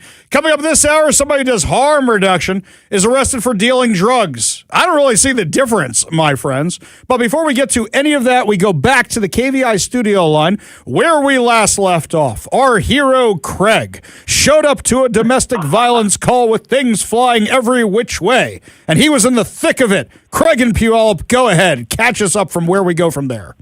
There I was as a reserve cop, and arrest the guy, take him to the Buckley jail. 2 weeks go by to the day, and at that point, I'm working for a private ambulance company, which that was my full-time job. Same address, same event, same people. When I walked in there as a reserve cop, I had things thrown at me. I walk in there wearing a different uniform, same hairstyle, same me. I got hugged by the people. Like, literally said, oh, God, thank God, the fire department's here. Okay, I was a private ambulance. Everybody mixes it all up. But they, like, physical contact. Like, whoa, stop. And my cop buddies are laughing. They're like, yeah, dude, this is your life if you're a cop, which is why I was not a cop for a living. And that's how it goes. Cops are absolutely, as my dad would say, there's 2 strikes and a half a swing against you when you're a cop and you show up somewhere, especially on a domestic. You can't win. Yeah, and body cameras, they help. Right. But, I mean, nobody, cops are called when something's going wrong and they got to deal with it. Fire department, fire department, ambulance, they show up to make things better. Right. Well, I will say this, is that cops show up and one half of the people in that room are mad the cops are there because they're the ones who are in the wrong, right? So already you got that against you. Absolutely. I'll say this, is that... Oh, yeah. And I went to a restaurant in that town. Yeah. A couple of weeks later, and it's like, oh, behind the counter making food is the guy I arrested. I'll have the coffee. Thank you. Yes. So a lot of my friends are in the New York Police Department. In fact, they actually just got in their 20s and they left the New York City Police Department. A lot of them are, getting their pension and everything else, and now they're doing private security or other jobs. And what really meant a lot to me was when we were talking about all the defund the police stuff and they were calling me and saying, thank you for sticking up for cops. I didn't realize how few people did it. Now, I know there's a lot of people out there who do, but not everybody has a platform. And I'll say this, and Craig, you correct me if I'm wrong, but it's nice when somebody comes up to you and goes, thank you, or something like that. Just a simple thank you, or is that something you guys don't even want? Thank you is great. I'll be honest with you, having a son in the military, having done this type of work, fire department, et cetera, for my career. Thank you for your service. A little cringy, but a thank you, a thumbs up, a nod, a wink and a thumbs up. That is flipping awesome. That means a ton. I mean, cops don't have it good. It is a hard row to hoe, as they say. It's difficult. And it's just, a smile and a nod means so dang much. Yeah. In fact, there's actually a police officer who hangs out the synagogue when he's doing paperwork. He says, if I'm going to do paperwork in my car, I might as well be here watching the synagogue, which is very, very nice of him. And whenever he's out there, I always offer him food. He always says no. And I said, dude, we can tell you when we're having events and then you can get the food. And he always laughs about that. But, when you're nice to the cops, they show up more often. And this is the kind of thing that I tell people all the time, is that by demonizing the police, when they show up, now you're going to have a bigger problem because the kids have been trained against them. There was this issue in the 1970s and 80s. I read about this in a magazine a while ago. They had to train kids to like firefighters because the kids were confused during a fire and thought Darth Vader was coming for them in all the gear. And firefighter friendly. I used to do that. They would put us in the gear, and my face is all covered with my this self-contained breathing apparatus, gloves and everything, but I would put that on in front of them so they could see me. And then they were like, oh my gosh, that's you. You're the same person. So that was a big deal. And it's also with the police department, I was testing both. And if Tacoma Fire was hiring 5 guys and Tacoma Police was hiring 5 guys, there'd be hundreds of people testing. And I say guys, men, women. There'd be hundreds of people for each, testing. And now it's not so much for the cops. Yeah, and not just that, but all the regulations they've put on because they're trying to get rid of the white guys or anything else. That's part of the problem too. Craig, God bless you. God bless your son. I ran into. Yeah, hey, he did good. He's a good kid, and he votes conservative. So well, Craig, appreciate that. Appreciate you being part of the show. Appreciate your perspective. You want to be part of the show, give us a call or a text at 206-421-5757. That's 206-421-5757. We go back to the KVI studio line, take a call from James in Tacoma. James, what's up? Yeah, I won't mention the high school name, but there's a high school in the state of Washington where a group of students complained about the school resource officer carrying a loaded gun as post position. Wait. Hang on. James. I think you got the story a little messed up. Let me explain what happened, okay? In Bothell High School, the North Shore School Board on Monday voted to get rid of the school resource officer because they, not the students, the school board, wanted to get rid of the school resource officer, the cop on campus. What happened then was all the students in the school walked out in protest in support of the police officer. Hundreds of students. The video's online, and they're mad at the school board. And in fact, the thing that I found most interesting about this, the Black Student Union, which this school board claimed were the ones who complained. The president said, we didn't complain. And when we said, show us the reports where people who are members of our club complained, the school board wouldn't do it. So everybody liked this police officer. It wasn't the kids trying to get the cop off campus. It was the school board. I heard that some Latino and Black students complained they didn't feel comfortable having an officer that's what the school board said, James. That's what the school board said. And when the Black students said, hey, that's not true, not in our name, right, that kind of thing, the school board was asked to put up or shut up and couldn't provide the documentation. So the parents, the administrators of the school, and the students are all mad about this. And it's the school board, a 5-person school board, that did it. Right. Okay, thank you. No problem. Thank you, James. Appreciate you being part of the show. You want to be part of the show, you give us a call or a text at 206-421-5757. That's 206-421-5757. Well, my friends, it's finally out, the autopsy of the Democrat Party. And it shows why they lost in 2024. Oh, wait, no, it doesn't show anything at all. In fact, this thing is missing a ton of information. For example, would you like to know what's missing from this report? I will tell you. At no point does it discuss that Joe Biden was senile, and the majority of Americans saw him as senile. And as such, they couldn't vote for the guy. The disastrous debate between Joe Biden and Donald Trump, where everybody realized the Democrats had been lying about Joe Biden's health. They didn't discuss how nobody liked Kamala Harris. They didn't discuss how people didn't like that you just anointed Kamala Harris rather than having an actual primary process.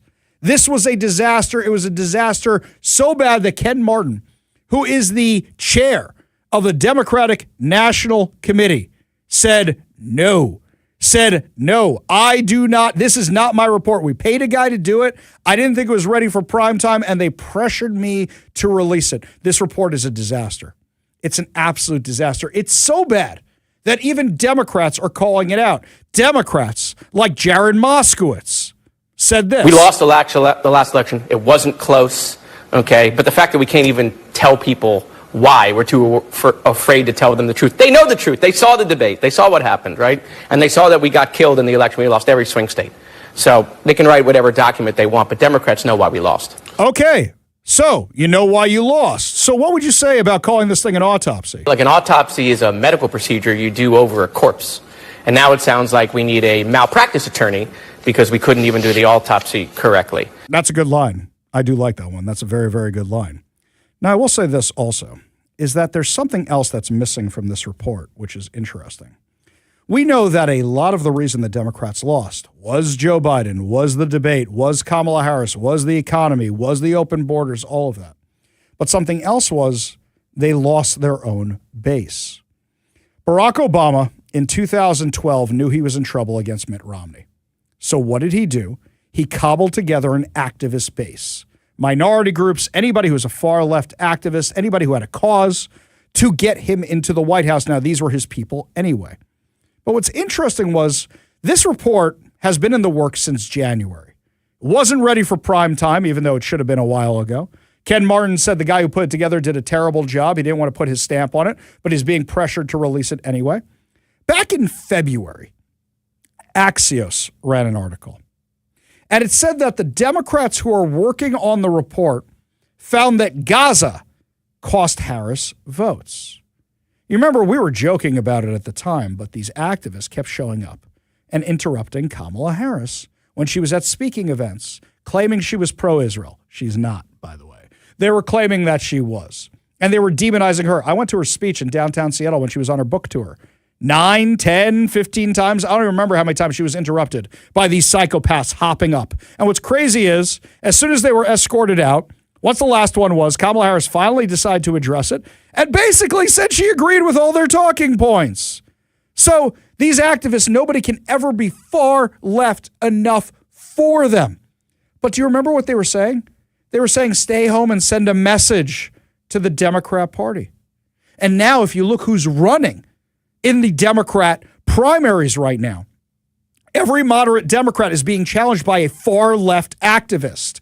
One is more far left than the other. Here in Washington, the guy going against Lauren Davis is Imran Sadiqi, who's literally head of CAIR here in Washington, the Council on American Islamic Relations, unindicted co-conspirators in the largest U.S. terror financing trial in history. Terror financing. That's what they were funding Hamas. This guy's now running for office. You're seeing this across the country. All the people Hassan Piker is out there stamping for. So back in February, Axios said they were working on this, but you know what report? What's not in the report? What words are not in the report? Gaza, Palestine, Israel, Netanyahu, erased from existence. Because Democrats know they have a really, really big problem. If they admit who their base is, they will lose a lot of old school Democrat support. There are still Democrats who believe in the flag and believe in national defense and believe in working with our ally Israel and other allies. There are Democrats who still believe that. They will jump ship from the party, take their donations, take their votes with them if they see the real version of this report, which is the Democrats covered up for Joe Biden. They're not trustworthy, which means everybody hates Kamala Harris and they anointed her anyway. They're not trustworthy.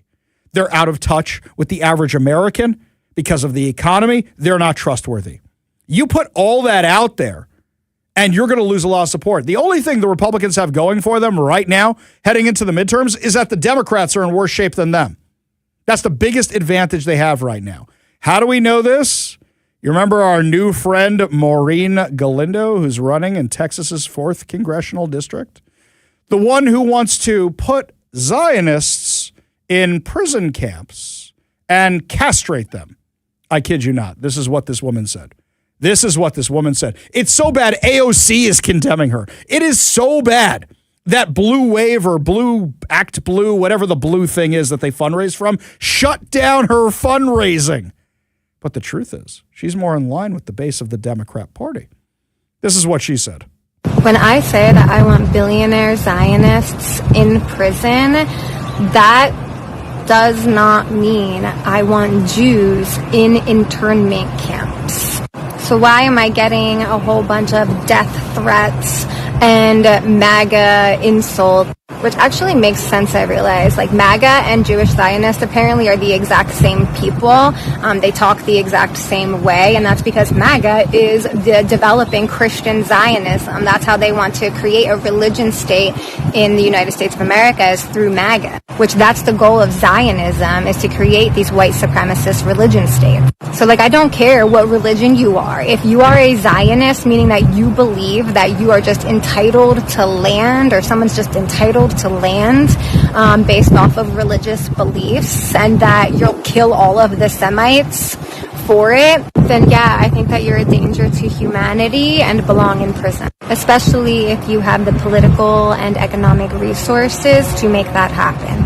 And that's how we will get all of the billionaire Zionists in prison, is through all of the business. Okay. So let me make sure I got this right. You don't think they're lying about you when you say you want all the Zionists in prison camps, but you want all the Zionists in prison camps, right? By the way, I wonder if this is just Miss Teen South Carolina all grown up now. I personally believe that U.S. Americans are unable to do so because some people out there in our nation don't have maps, and I believe that our education, like such as in South Africa and the Iraq, everywhere like such as, and I believe that they should, our education over here in the U.S. should help the U.S. or should help South Africa and should help the Iraq and the Asian countries, so we will be able to build up our future for our children. Thank you very much, South Carolina. You be the judge. Seriously. So this is who the Democrats are running in Texas's 4th congressional district. It's a bold strategy, Cotton. Let's see if it pays off for them. I laugh to keep from crying. Because this is absolutely insane. Absolutely insane. But I'll tell you, my friends, you know what's even more insane than that? What's more insane is that a guy was arrested who works for harm reduction, a.k.a. giving out drugs, for guess what? Dealing drugs in California. We'll give you all the details on how this relates to Seattle when we come back. You're listening to The Ari Hoffman Show on Talk Radio 570 KVI.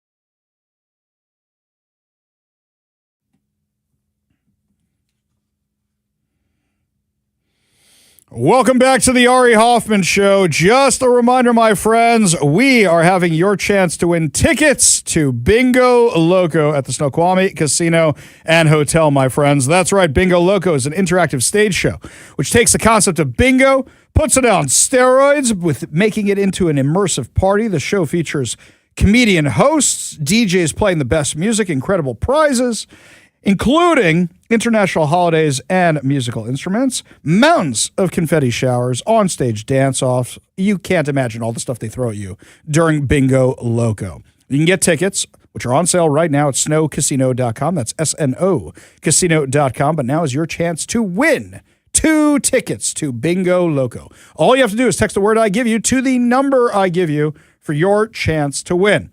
Today's word is bingo, as in Bingo Loco. B-I-N-G-O. Text the word bingo, B-I-N-G-O. And bingo was his name. Text that to 206-421-5757. That's 206-421-5757. This one here, Robin Lakewood says over on the KVI text line, please warn us when playing the Texas anti-Zionist Democrat. That's very good. Yes, she should come with a warning label. Matt Gilbert says I need to take a shot because I mentioned the Council on American Islamic Relations. Oh, there's 2 shots. I got to do that. We have a game, me and Matt. Anytime I mention it, I'm supposed to take a shot. I can crack open that bottle of bourbon and drink it on air, right? No. Mr. KVI says no. Okay, I don't get to do that. This one here from Dave, as a Bothell High School alum, I am proud that the students still value the school resource officer. I grew to trust and appreciate officers because of DARE and SROs. I kept seeing them at high school football games and always struck up conversations to catch up even years after I graduated. That's beautiful, Dave. Thank you very, very much. 12th Man for Life says that's how Democrats win in our state. Most people are uninformed in our state. Come on, people. Listen to Ari Hoffman every day for the real facts. I love this dude. He's great. This guy's great. This one here. We're looking at this. When will Democrats ever learn? Detroit used to be light up at night, and then it wasn't. The big 3 auto companies realized they could make their product cheaper because of excessive taxes elsewhere. California used to have a flourishing auto and airplane production. The Democrats then turned Seattle, LA's other places into examples of North Korea and South Korea. I repeat, when will they ever learn? This one here from Randy from Bonnie Lake. A good friend has been a second grade teacher. She is quitting because she is disgusted by what they are having her teach. Yeah, exactly right. Switching gears entirely, we talk about harm reduction on the show. There's no such thing as harm reduction. This is what the Democrats call giving you drugs to help you commit suicide. They claim that if they give you clean needles, if they give you clean foil, fresh foil, clean spoons, you have less of a chance of killing yourself with the deadly drugs you're injecting into your veins or smoking. You know, the drugs that even by touching them can kill you. So, harm reduction activists want to get rid of the stigma around drug use. So, they want to normalize your lifestyle. And what happens is they have these harm reduction allies and staff members who basically give out drugs. I mean, they're helping you kill yourself. It's assisted suicide. It's no different than assisted suicide. At this point, I'd actually call it homicide because you're taking advantage of people who are too mentally deranged because they're out of their mind on drugs to make a good decision. It's not somebody who's in a lot of pain because of cancer or something like that who's having an end-of-life decision, and we can have that discussion. I still got issues with that. We can have that discussion. But this is somebody who is not in their right mental state, and you are helping them kill themselves. You are helping to keep them in their not right mental state. It is just plain wrong. Just plain wrong. Now, when I went up to Vancouver and did an undercover documentary in the injection sites up in Vancouver, they had a safe in this room where they had all the supplies. You know what was in it? Clean drugs. And I love that term, clean drugs. They're not clean. They can still kill you.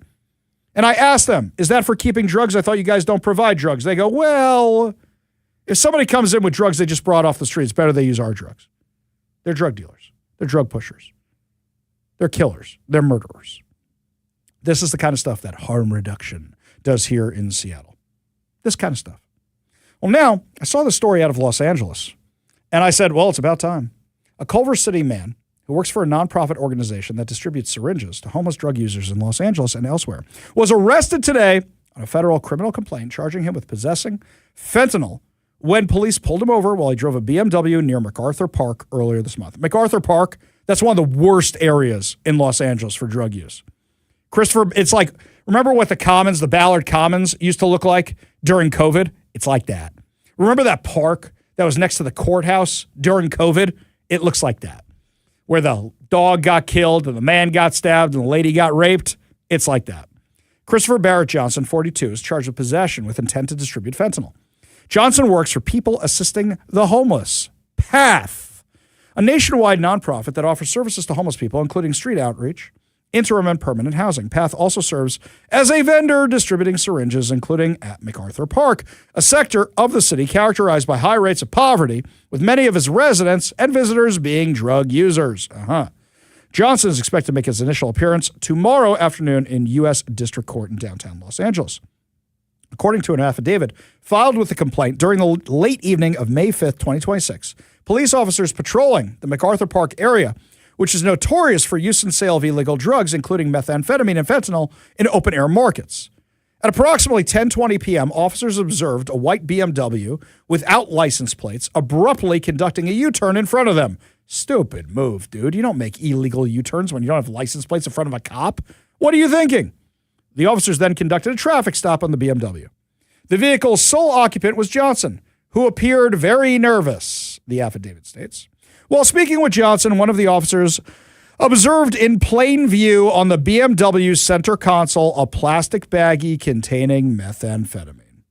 The officer also saw Johnson carrying 2 knives in his waistband. The officer then ordered Johnson out of the car.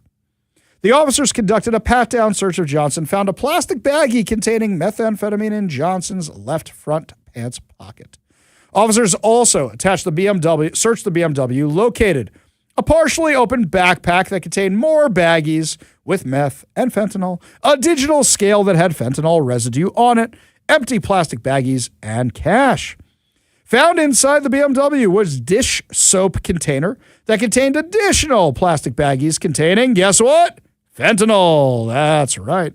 The BMW center console also contained cash and a large amount of plastic baggies.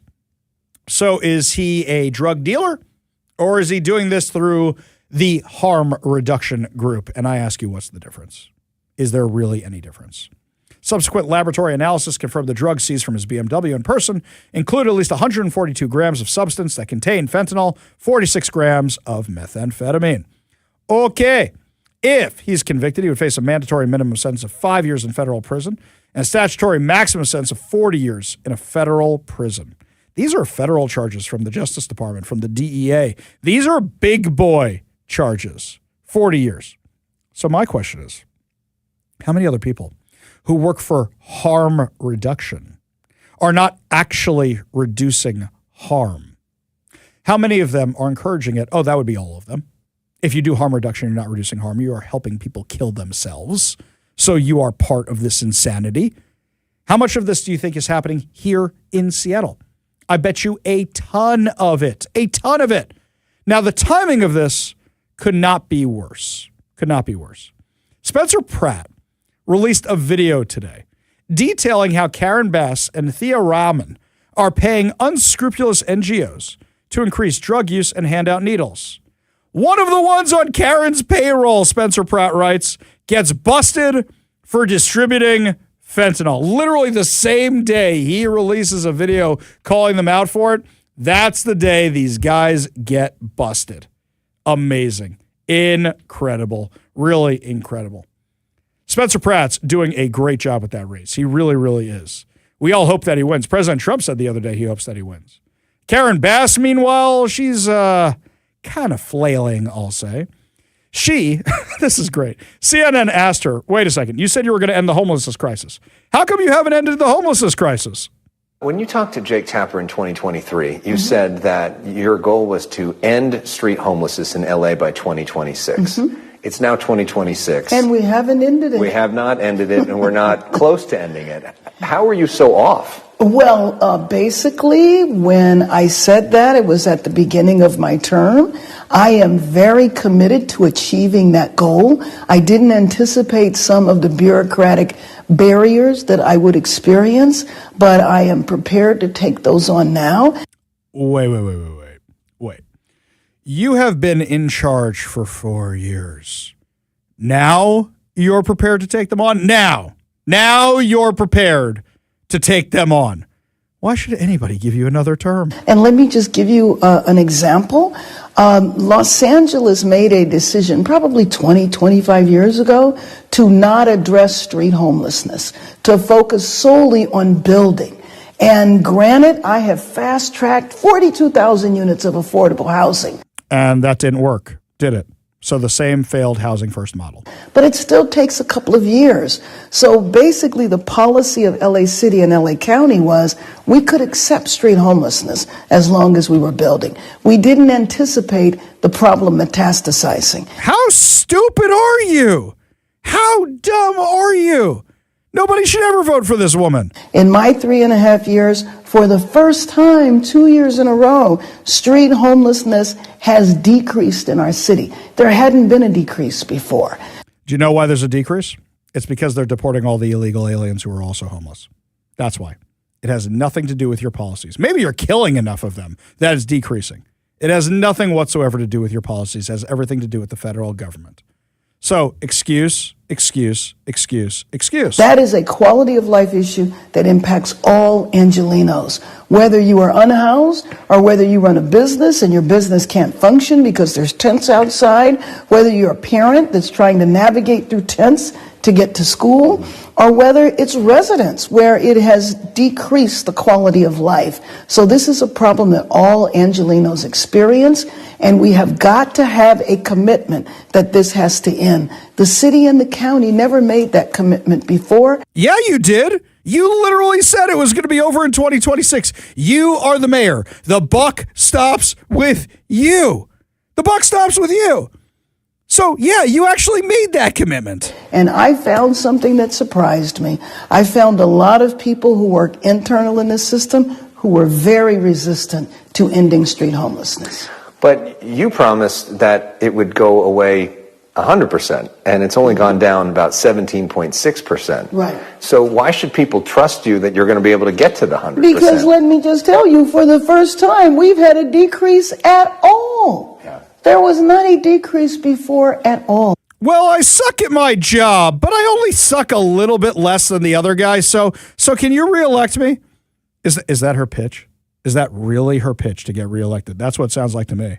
Because there was no commitment to get rid of street encampments.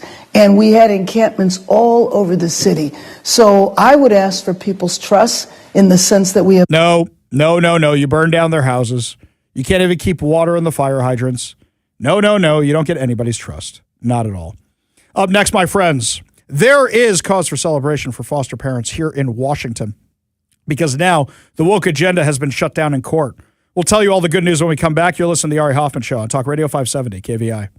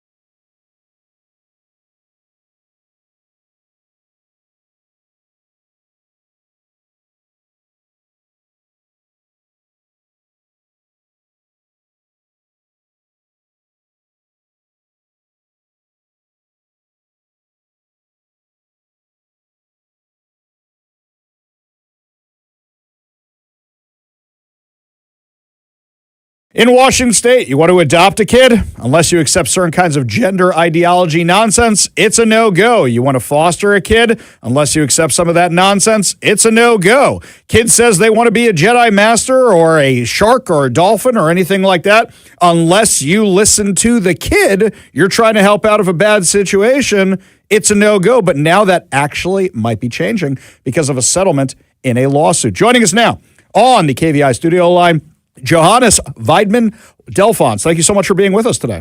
Thanks for having me. Such a pleasure. So why don't you tell me about this settlement with Washington? Because when I saw this press release from you guys yesterday, I was kind of blown away. Well, we represent a couple, Jen and Shane DeGrasse, and they were foster parents for 9 years. But then they encountered a new Washington regulation that required foster parents to use a child's chosen name and pronouns. Mm-hmm. This regulation obviously is problematic for any religious person who simply believes in the sanctity of the human body, or that God created us male and female. And long story short, 4 years after initially losing their license, filing a lawsuit, a retraction of the exclusion, and then reapplying for their license, the lawsuit has come to an end, and Washington has agreed to retract its problematic policy. Okay, so what does this mean going forward? Because a permanent injunction, I mean, that sounds like pretty permanent, but we know how things go here in Washington. What does this mean for those of us that don't speak legalese? So the intent is that Washington will stop discriminating against religious families. They've agreed to remove the provision requiring parents to use chosen names or pronouns, and they've also agreed to stop discriminating or excluding or in any way punishing someone because they just want to speak or act consistent with their religious beliefs about marriage, human sexuality, that God created us male and female, etc. So the hope and the intent here is that Washington has turned over a new leaf. It's going to start respecting religious diversity, and common sense will prevail, and Christians will be invited back into the system. So you represent the Alliance Defending Freedom. Do you think this was something that Washington State was petrified might go to the Supreme Court in the United States and they'd lose?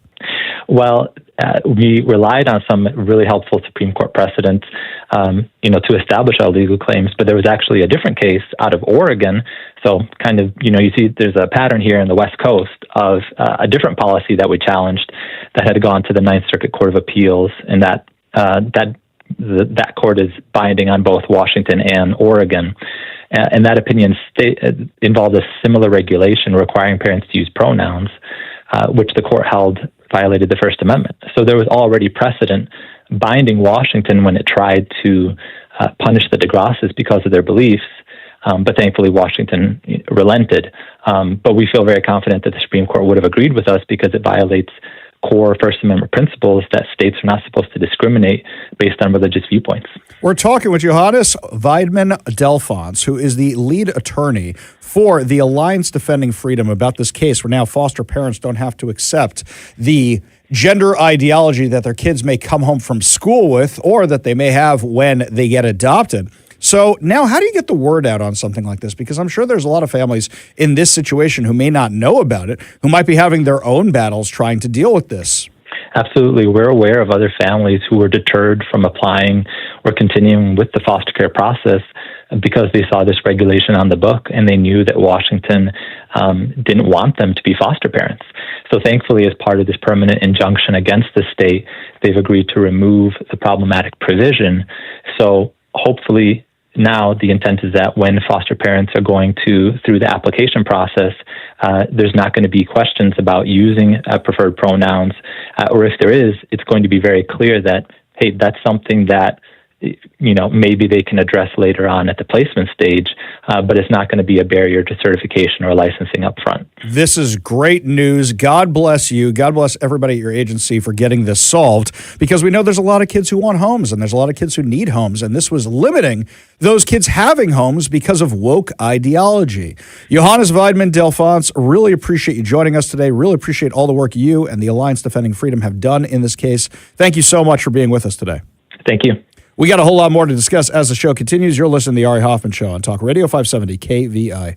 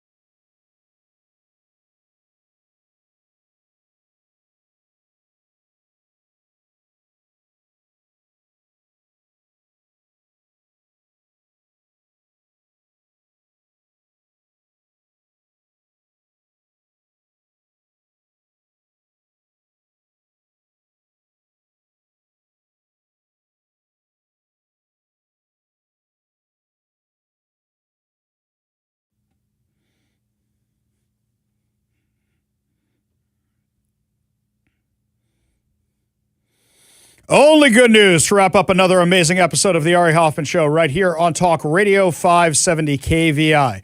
And first, a quick programming note for everybody. So I'm going to be off tomorrow, but there is going to be an episode with some great segments for you from the week of stuff that you may have missed. We're going to catch you up on that. Plus, your chance to win fantabulous prizes to get more tickets to Bingo Loco will be tomorrow. That'll all be tomorrow, and there'll be some new content in there as well. What's the new content?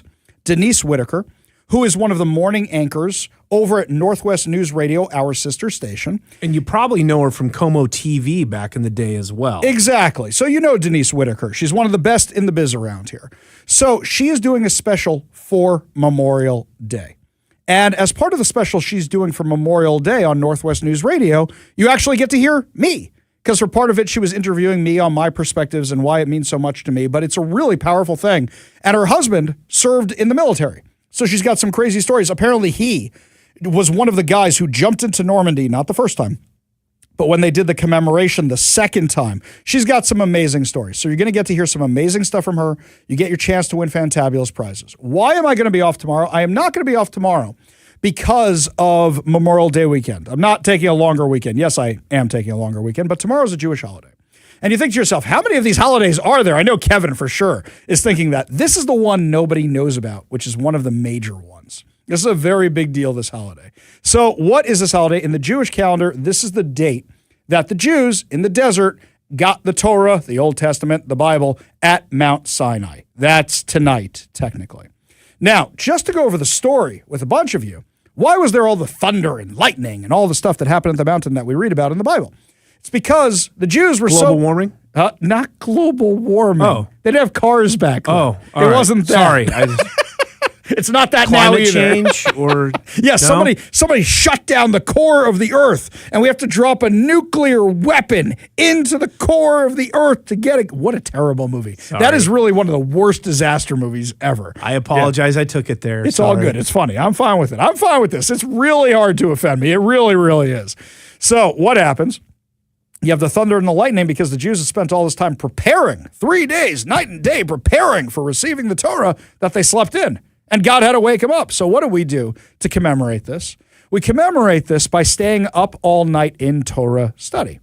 So people come up with interesting class titles, things to keep you interested, lots of good food, to keep you up all night so you can do Torah study. And then you pray very, very early in the morning, and then you go to sleep for hours and hours before having a very, very big lunch. Another custom of this holiday is to only eat dairy-type foods. And you go, that's an odd one, because Ari's always talking about cow and wine and scotch. And why just the dairy stuff for this holiday? So apparently what happened was the Jews find out when they get the Torah, hey, nothing you have is kosher. But that dairy stuff's a lot easier to be kosher than any of that meat stuff. So your dairy stuff, you're good to go. But that meat stuff, you got to go figure out how to kill them the right way and bless it and bring in the rabbi. And no more McDonald's for any of you. So what happens? That's why we have dairy. So people love cheesecake. Me personally, I don't like the cheesecake because it tastes like a rotten cake. That's why I don't like cheesecake. So for me, people do pies. I like the pies, chocolate pies. What the hell kind of cheesecake are you eating? Well, you know me. I'm a picky eater on top of being the kosher thing. I just don't like cheesecake. I have been told that my sister-in-law cheesecake is some of the best cheesecake that's ever been made on this earth. I don't like it. Sorry. Do you like cream cheese at all? I mean, on a bagel. I don't like sour cream. I don't like any of that kind of stuff. But yeah, really? You don't like sour cream? No, not big on that. That's not my thing. I want a dead cow. I want a dead cow in front of me. Now, a buddy of mine is actually having us over the second day. This is a 2-day holiday. So I'm going to be offline Friday and Saturday because of Sabbath. Also, I'm going to be offline. And a buddy of mine is having us over for brisket the second day where I'm like, yes, bring on the brisket. I'm very excited about that. Plus, he showed me some scotches he picked up. So I'm very, very excited about that. And also, I'll tell you this story, which is really quick. When I was running for office, this was the first time I got a death threat, was this holiday.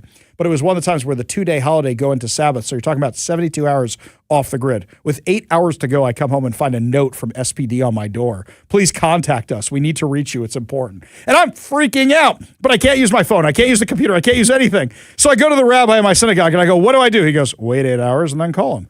All right, I'm still freaking out. So what do I do like any good Jew? I go to the rabbi of the other synagogue. And I go, what do I do? And he goes, wait 8 hours and then call him back. And then I waited 8 hours and found out what was going on. But yeah, there was no reason to break any of that kind of stuff. I'll tell you this also, is that this year around this time, and you're going to hear more about this during the special about Memorial Day, why I care so much about this stuff. Years ago, the Jewish veterans came to me and they said, hey, can you get us some kids to put out the flags at the cemeteries? And we were able to do it, and we had done it for X amount of years until the homeless started showing up inside the cemeteries. And when the homeless started showing up, that's when I tried to fix things from politics. Meeting with the city council, oh, how naive young Ari Hoffman was, thinking, all you got to do is talk to your city council member and they'll fix this, right? They'll fix this. Oh, silly Ari Hoffman. And I have the job today because Todd Herman heard the story, heard what was going on, and said, why don't you come on the show? That was because of Todd Herman. He was the first one to have me on radio, and then what do you know? It blew up like lightning, and everybody wanted to have me on. In fact, I did interviews in languages I didn't know. So some people would call me up and be like, okay, we're going to do this in Yiddish. I'm like, I don't speak Yiddish. It's like a dead language, basically. And they said, don't worry, you just tell your story when we stop talking. I'm like, how do I know you're not saying like I'm the devil or something? Listen to the devil talk. Or they said, no, you'll be fine. I think I did one in Russian. And then after October 7th, I did one in Iranian one time the same way. I mean, crazy. I never knew this roller coaster would start because of all that with Memorial Day. That's how this all really came to be. Actually, we had the kids out at the cemetery last night putting the flags on the ground. And there's one kid who was out there, which I'll save for the Memorial Day content. You'll like the story you hear about this one kid because it was so pure. It was so innocent.